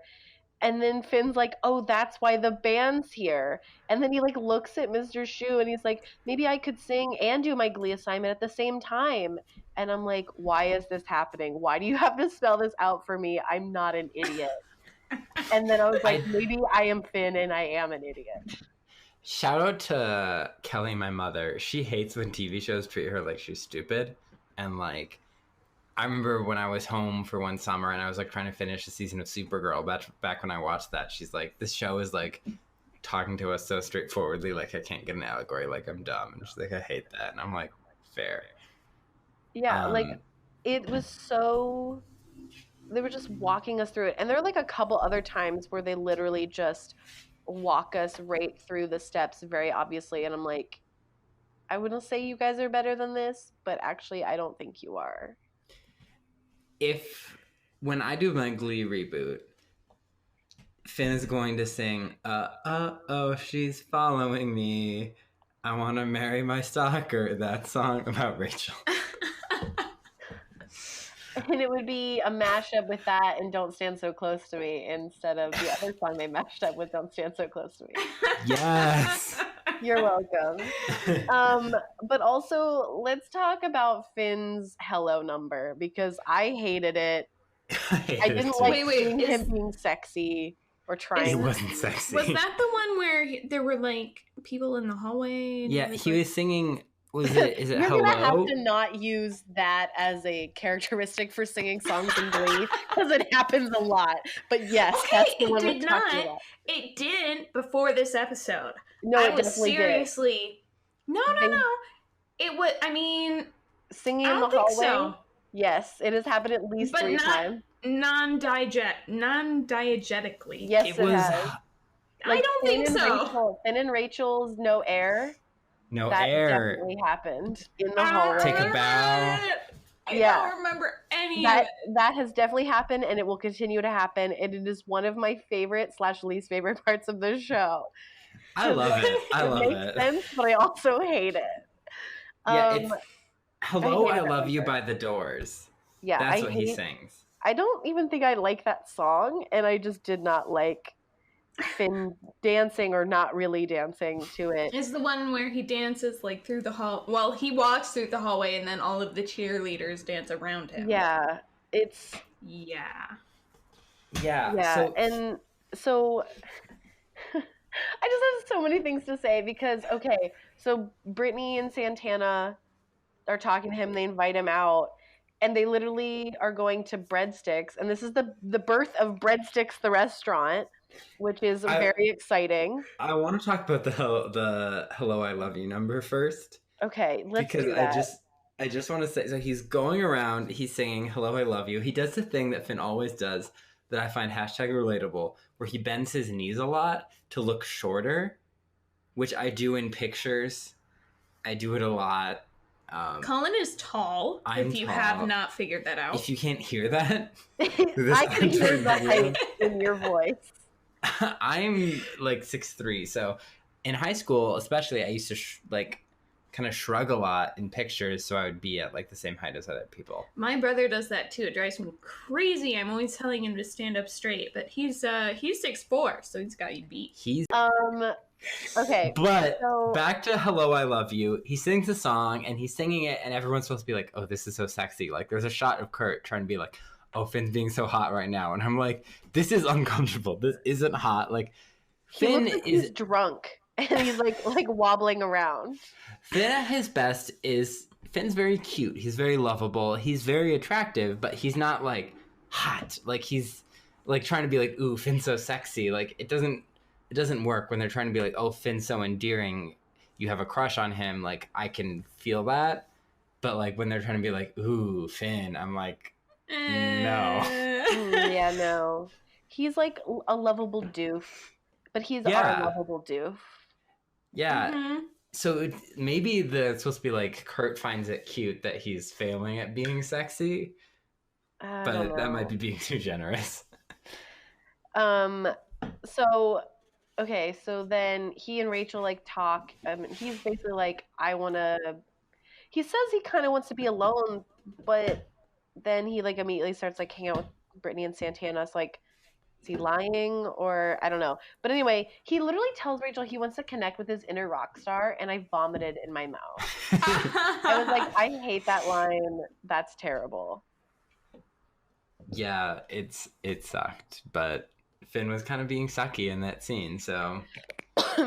So then he goes to Breadstix, origin of the restaurant Breadstix, #Olive Garden, with Brittany and Britanna. And there's a great line where they're eating their food, and then they say to the waitress, like, "Our food was not satisfactory. Like, can you get us more, please?" And she's like, "But you ate it all." And Brittany's like, "There was a mouse in mine." And so they're talking right in front of Finn on their date, and they're like, like, who's really hot? Like, Puck's really hot, which, like, false, but okay. And they're like, Finn is okay, but like he's kind of like a doof. At this point, we don't actually know Finn is on this date. We haven't seen him yet during this conversation. Yeah, they talk for a while. Yeah. And they're basically like, Finn isn't sexy, and it cuts to Finn, and he's like, "Hey, I'm right here." Keep in mind they're doing all this because Stu put them on task. And he said he was going to pay for their dinners. Yeah. And they're like, "You know what? You can just leave your credit card and we'll pay." And he's like, "What is this?" And she's like, "It's the best deal in town. You pay for our dinner, we make out in front of you." And he's all like, "This sucks." And they're just like, "Just leave your credit card." And then Brittany says the best line. She's like, "Did you know that dolphins are just gay sharks?" And Santana gives her like a quizzical look, and she's like, "Yeah, like they are." And that's funnier than anything in Finding Nemo. What? But did you know that the shark in Finding Nemo is named after the shark in Jaws? Yeah. Bruce? Yes, Bruce. Is this shark in Jaws named Bruce? He doesn't officially have a name, but he has a name, and it's Bruce. Fun fact, I've never seen Jaws. Wow. That does not surprise me. Cullen, you shake in the face of any sort of scary movie. I watched Maleficent, Mistress of Evil this weekend, and it was intense. I have nothing to say. I just want to say Elle Fanning did a great job in that movie. Shout out to you, Elle Fanning. I hope you're listening. Okay, so after Breadstix, is this when Rachel decides to do her number? Or is that She before? covers All American Rejects, which was one of my favorite bands in 8th grade. Same. But like I don't remember them doing this, and so I was like literally like I was totally thrown off by this. You don't remember this song being a hit? No, I do, but I don't remember Glee doing this. Yeah, And I love was this. upset. I love this cover. Rachel sings "Gives You Hell" to Finn because she's like, it's like very intentionally. She's like, I'm singing this at Finn. She doesn't say that, but she's like, throws her hair at him and is like glaring at him. Everyone joins in and they're basically saying, Finn, we hope it gives you hell. And she's like pissed. And then Will's like, that wasn't the assignment. And she's like, I was focusing on the first syllable. So As in one of the best things about that whole number was that yet again Mike Chang is dancing to a completely different song than what's playing because it doesn't match the rhythm, and he's just like popping and locking and doing whatever. I'm like, this is fucking like alt rock. Like, can you not just stop? It's All American Rejects. Do you think they said Harry Shum Jr. just dance? Like they didn't choreograph him, they just told him to dance. I'm convinced that they weren't even playing the song, and he was just like, I'm just gonna do my own thing. And they're like, cool, all right, now we're gonna put the song over, and they just left it. I mean, it saves them money if they don't have to hire a choreographer for him. It was a great number. She unleashed her fury of a woman scorned. I like that song. I like her cover of that song a lot. And then Will is like, I need to shut this down because I hate women. And then Rachel's like, I don't give a fuck. And that's really, does their plot go anywhere else in this? Oh, it does. Yeah. Goes someplace huge, someplace so far north, you might say it was Frozen.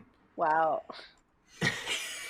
She's in the music store looking for music. Oh, right, hold on. This place looked like a library. I thought she was in a library, does. and then they were I thought they singing. were in a library. And then I was like, okay, so first I was like, okay, why does this fucking library have music, like sheet music books? And then I was like, oh, I guess if it's a public library, maybe. And then all of a sudden they're singing, and I was like, why is there a piano in this library? I was so confused. It was a music store. That is the ugliest and quietest sounding music store I've ever seen. Yeah, there should be at least 25 more hipsters. Exactly. And there's like no music playing. I didn't remember hearing any actual music playing. It just looked super boring. And also it looked like there was a shit ton of books, not like music. So I don't know what I was seeing. I watched these 2 episodes with Alyssa for this sole reason. Okay, maybe 2 reasons. I think Sectionals is a really good episode, and I wanted to see her reaction. Which was totally opposite to yours. Yes. Which, like, fair. I mean, that's the 2 of us in a nutshell. And then I wanted to see her watch Hello, because this was the introduction of Jesse St. James. Classic. Icon. AKA Kristoff in Frozen, AKA King George III in Hamilton, AKA Holden in Mindhunter. AKA Melchior in Spring Awakening, in which he and Leah Michelle were co-stars. And they're best friends IRL. I know. That's so wholesome. So wholesome. And so when he appeared on screen, Alyssa was so loud, I thought it was going to bother our neighbors. Like, she was like, what? And I'm like, okay, like, I know these walls are really thin. I hope the neighbors don't hear. And I just kept listing all the people that Jonathan Groff, who, if I was in a movie, if you had me in a movie, I'd have Jonathan Groff play me. We're listed like Jonathan Groff. I just listed all his like different musical credentials. I had no idea that he could even sing. Oh my god, you have just I opened had no yourself clue. up to a whole new world. He's amazing. Good lord! Yeah, she was just like... And it's not like I haven't seen Frozen, but let me tell you, I never know who plays the animated characters. She also hates reindeers are better than Yeah, people. I do hate that song. It's terrible. I agree. And it's I his like only that number, right? He just speaks the rest of it, right? Yeah. That's totally We'll see. And totally misused his character, his voice. They literally much just more wrote strong. that song so that he would sing at least once. Yeah.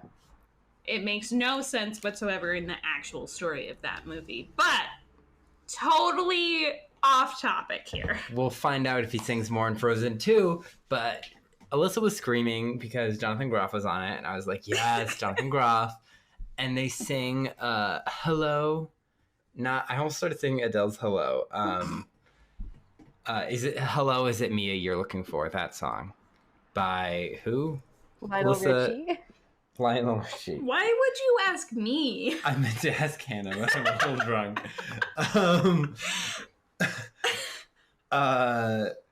Yeah, so he's like, let's sing a duet. He's like, I'm Jesse from Vocal Adrenaline. And she's like, I know, you're like a legend. And he's like, yeah, you're really good. I heard you in Sectionals. Let's sing a song together. And she's like, oh, like, In the I'm middle nervous. of this And he's like- library? How dare we? and he's like, oh, I remember when I used to feel nervous. And they sing the song, and they're great, and everyone stops and listens and claps, like extras in a Hallmark movie. It was a moment. They had a moment. They had a moment with sexual tension. There was so Yeah. much Leah Michelle squint, eyebrow furrowing singing that I was like, I can't focus. So I just kept looking at his face. That's why you watch Glee. You watch Glee for Leah Michelle squint eyebrow singing. Yeah. And her like wide open mouth, like almost like crying, like quivering lip. Ugh, I can't. I think it's so good. I love it. So they sing, and then they kind of start dating. She visits him after a Vocal Adrenaline rehearsal, and she's all like, everyone in Glee Club is upset that we met. Like, they don't want us to date. And he's all like, be true to your heart. All I can think of is that song from the end of Mulan. He's like, I love you. This isn't just a thing. And then they like hug, and you see him looking at But- Adele Dazeem in the background. But before No, that wasn't just a hug. Did they kiss? They Yes. totally were kissing, wait, and I thought it wait, was wait. super creepy. we gotta pause and go back because Rachel gets invited by Sue to the Oh, William oh my McKinley gosh. High School Old Maids Club. Yes, because the Glee Club is like, you can't date Jesse. We won't allow it. Yes. Oh yeah. But here, before And- that, Finn suddenly becomes smart and is like, hey, Rachel, isn't it weird that Jesse all of a sudden is starting to like you right after we become their major competition? And I'm like, Finn, you didn't know why there was a band on the stage and like Mr. She was walking you out. Like, how could you see this? So, Because, you well, know, Finn is suddenly like, oh, I tried being a playa, and it was for 4 garbage. seconds. For 4 seconds, that's not me. Let's date. And she's all like, oh, I found someone new. I found Kristoff from Arendelle. Holden from Mindhunter. No, Yes. Melchior from Spring Awakening. And so she's like, I want to date King George III of England from Hamilton. And he's like, I don't give up that easily. That I'm like, was "But a you gross just did. line. You just gave up. He also like the I don't give up that easily. It's like she literally said no and she told you to fuck off. Just fuck off. Yeah, so then the Glee Club is like, you can't date him. He's going to undermine us. We control your personal life. That is a normal and valid request. And she's all like, no. And then Sue is like, let's round up this wasn't even a real club. She was like, let's round up like girls that look sad. Who have and create glandular the- conditions. That was one of Yes. her criteria. And she creates the William McKinley Old Maids Club and invites Rachel to it. And they're like, you just embrace this. No Sadie Hawkins, no homecoming. And Rachel's like, no homecoming. I just want to point out there's never a homecoming episode of Glee. Yeah, no. Is there There's any many- like dances? There's a lot of prom episodes. Oh my god, But I no don't remember those. Well, you should, because Tina features heavily in one. I legitimately thought everyone in the Old Maids Club had already graduated high school. You would think, based on the title of the club. Yeah. But I don't think I so. thought Sue just randomly gathered like Alumni. alumnus, yeah, alumni, and yeah. Did you go to William McKinley High School and are utterly single? Please come to our club. But no, that the one girl who was a wrestler and talking about how she like crushed that guy's balls during a match. Yeah, Lauren Zizes. yeah, she's a character now. Yeah, she'll come back. What? Yeah. Spoilers. So she's at the Old Maids Club and she's like, I can't be single. A woman has no validation unless a man loves her. Yep. And then That's exactly how it went down. and then she goes back to Jesse and she sees them. What are they singing? Highway to Hell. Highway to Hell. Yeah. Oh yeah. Well, which no, I always that's get when mixed up. she doesn't see them. Shu does. Shu does. But I always get that mixed up with the Reliant K song about Highway to Hell. Okay. And then she's like, Jesse, I love you, let's date. And they kiss, and he looks at Elsa of Arendelle, Adina Menzel, Which is his choir director. yeah, in the back, and they're like making eye So contact. he's making out Super with creepy. Rachel. Yeah. And he's looking at Idina Menzel's character, which is very interesting. And it will get more interesting as we go on. Oh no. Poker face. No. Yes, dude, I literally forgot they did that cover. All right, yeah. So it gets weird. It gets weird, and then now that they're Rachel and Finchel is no more after it barely was, and we were confused that it existed. It is no more. She's into Jesse. She's gonna secretly date him behind the Glee Club's back, and Wemma is also canceled because Emma is like wants Will to take some time for himself, and then they sing "Hello" by the Beatles. It is the most boring number. I think it's more boring than the one they did at Sectionals. I liked it because then they add that little thing where they're like, hello in the back. And I'm like, oh, yes. The choreography, it's just them walking around. Nothing exciting happens. They're doing a TV show. They don't have time to create crazy choreography for each of their numbers. Don't remember this at all, which in fact means it was definitely more boring than the sectional song. Yeah, it was does so not earn a boring. place in my memory. So fun fact, Yes. Jenna Ushkowitz showed this video to her niece. That's Tina. She showed this video to her niece when they were trying to explain that she was on a TV show. And she was like, Jenna sings and dances with her friends. And so she loves to watch it as Aunt Jenna sings and dances with her friends. I just think that's so cute. That's a fun fact. Cool. Yeah. But then she's like, why isn't Jenna's current boyfriend in this show? And then they're like, that was a long time ago. It's the whole thing. Yeah, let me look up. I just want to make sure there's not a plot I'm totally forgetting from this episode. Because that's happened before. I almost forgot to bust your windows through your car. Yeah, bust Plot. windows through your car. uh, I think that's really it. That is it. And this whole thing just feels like a new season. It just feels like a reset. Like, Sue's suspended, she's back. Rachel and Finn are together, they're not together. Like, here's the new adversary, here's the new antagonist.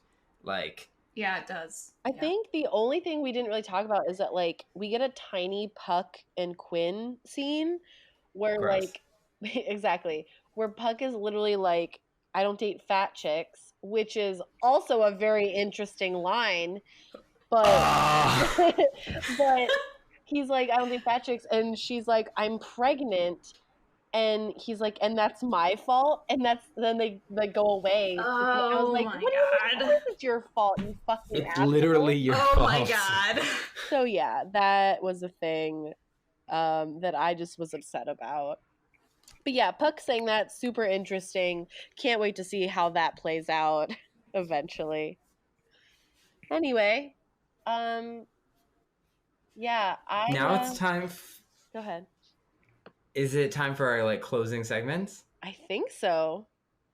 So we have a confession to make. When we were watching the episode, we like screamed each time Tina spoke, and then we didn't write it down, and then it was a couple weeks. Yeah, I don't actually remember how many lines Tina had. She had at least a few in both of them. Like she had like definitely did. I think she had at least 6. Yeah. But I don't remember the exact number. So this reminds us that we should write down how many times Tina speaks.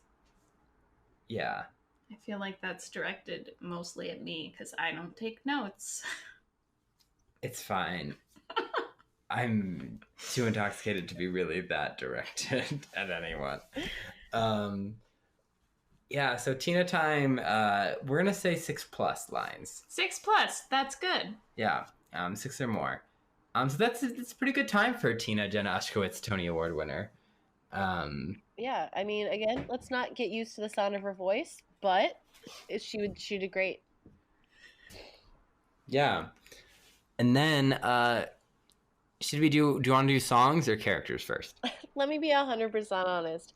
I don't have any of my VPs figured out yet, and I guess I'm mostly prepared for songs, sort of.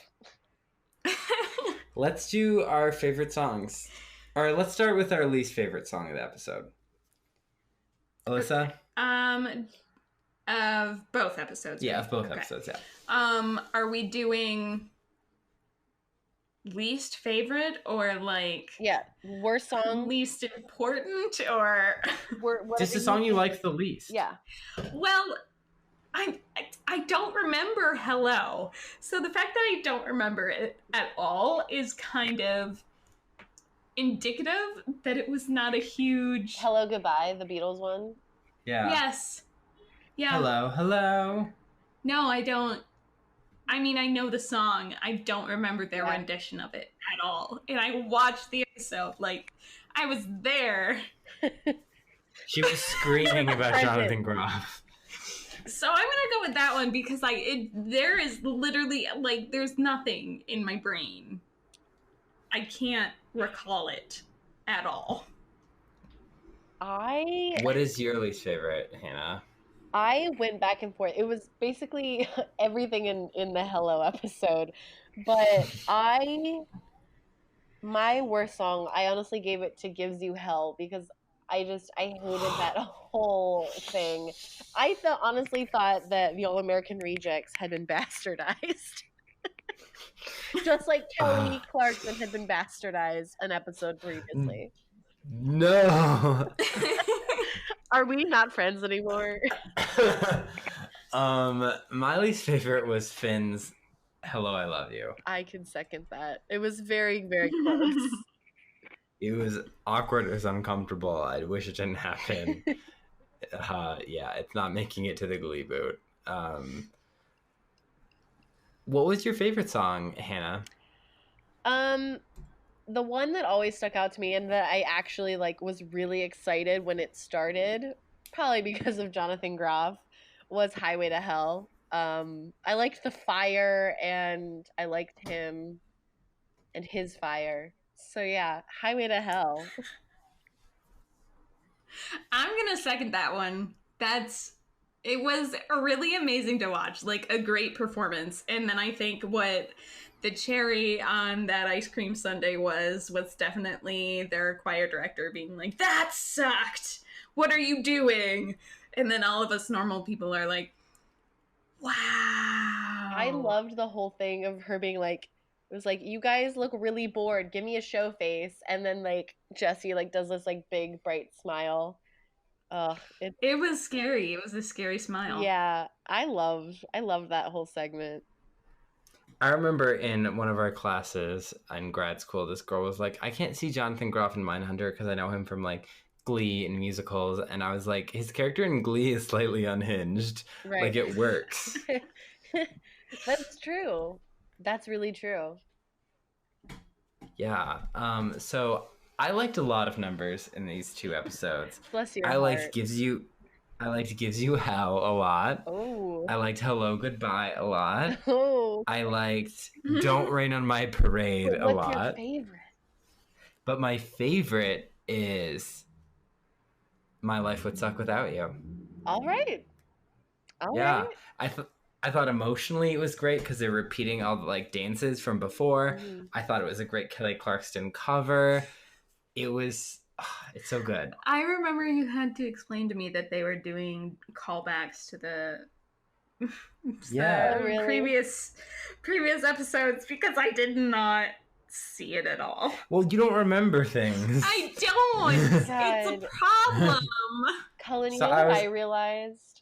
We're never What? gonna get a Glee cover of Heartbeat Song. Whenever you get a Our Glee cover, there will be. there will be. Just like we will never get a Glee. There was not a Glee cover of Party in the USA, which was shocking. That is super shocking. They played that song 3 times at my junior prom. That's aggressive. That is aggressive. So I'm like, why didn't we get Quinn and Rachel singing Party in the USA? Maybe some Kurt.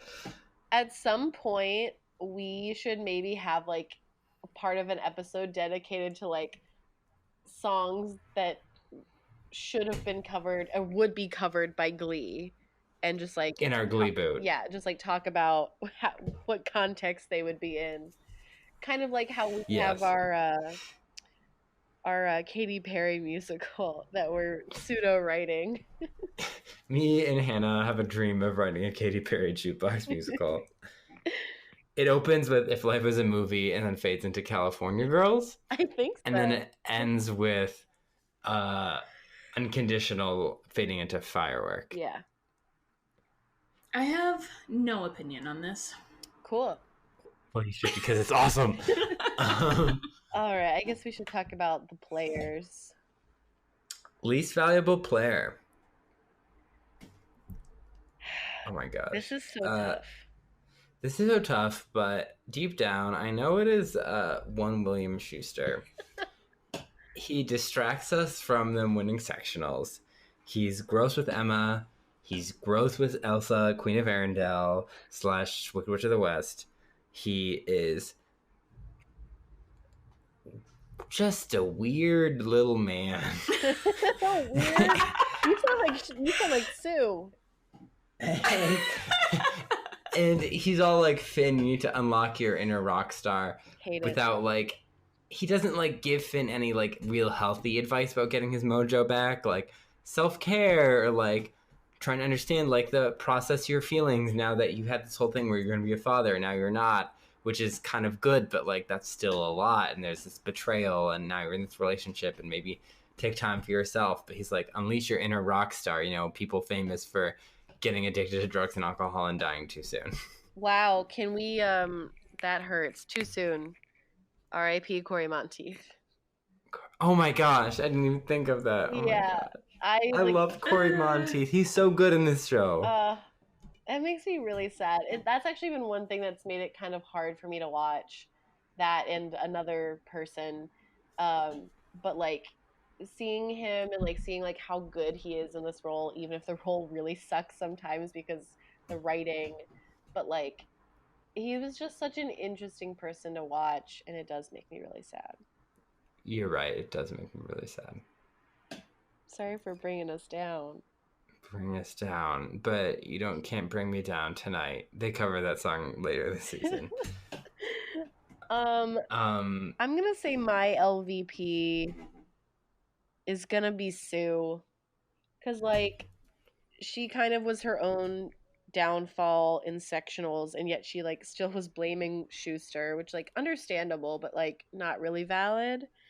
And then this episode, she like roofied Figgins, her employer, and blackmailed him again, but in a way worse way than the first time.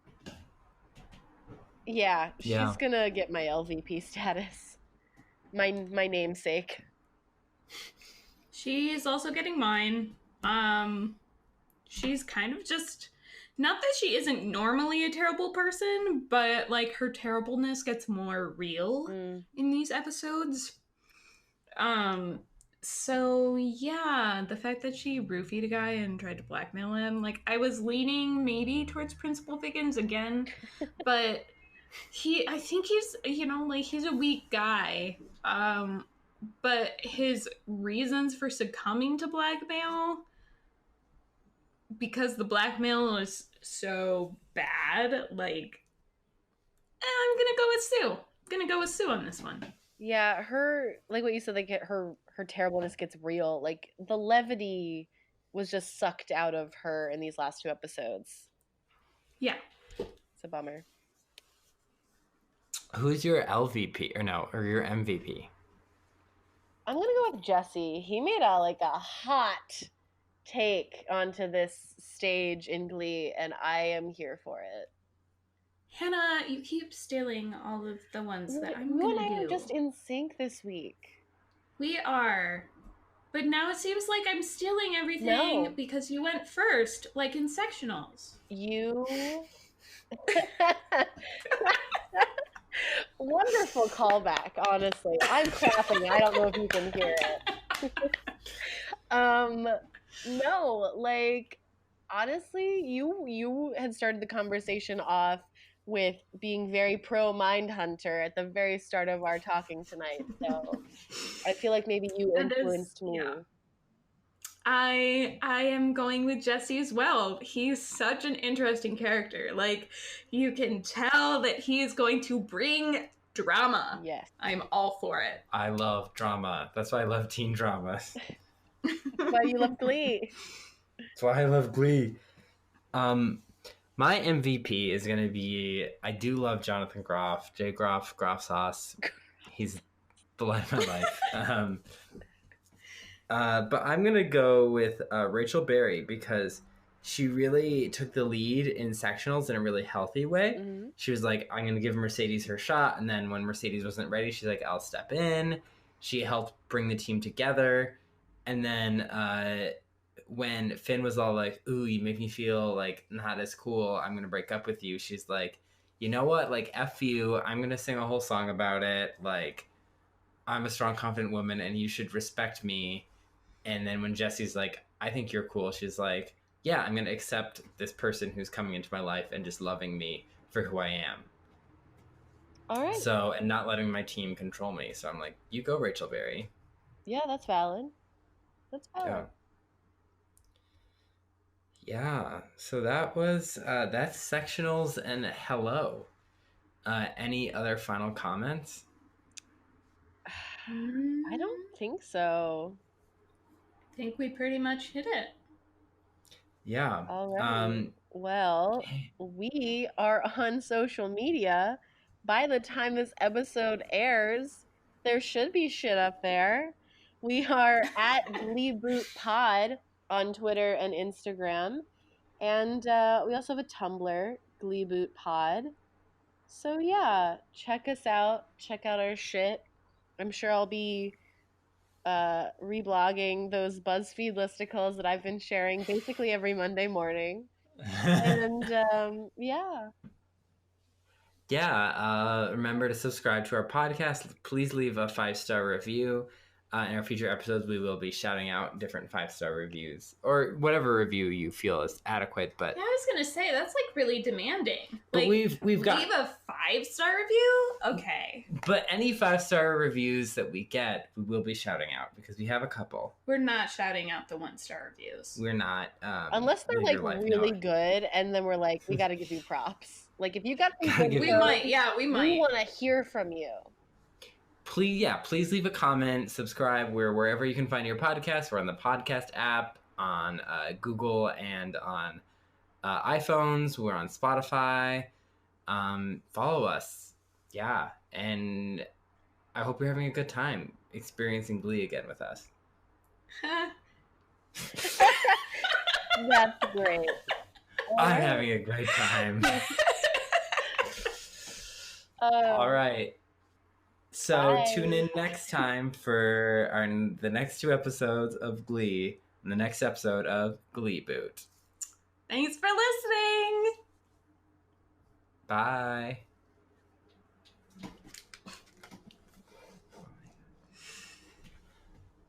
Where's my meta mouse? Oh, there it is.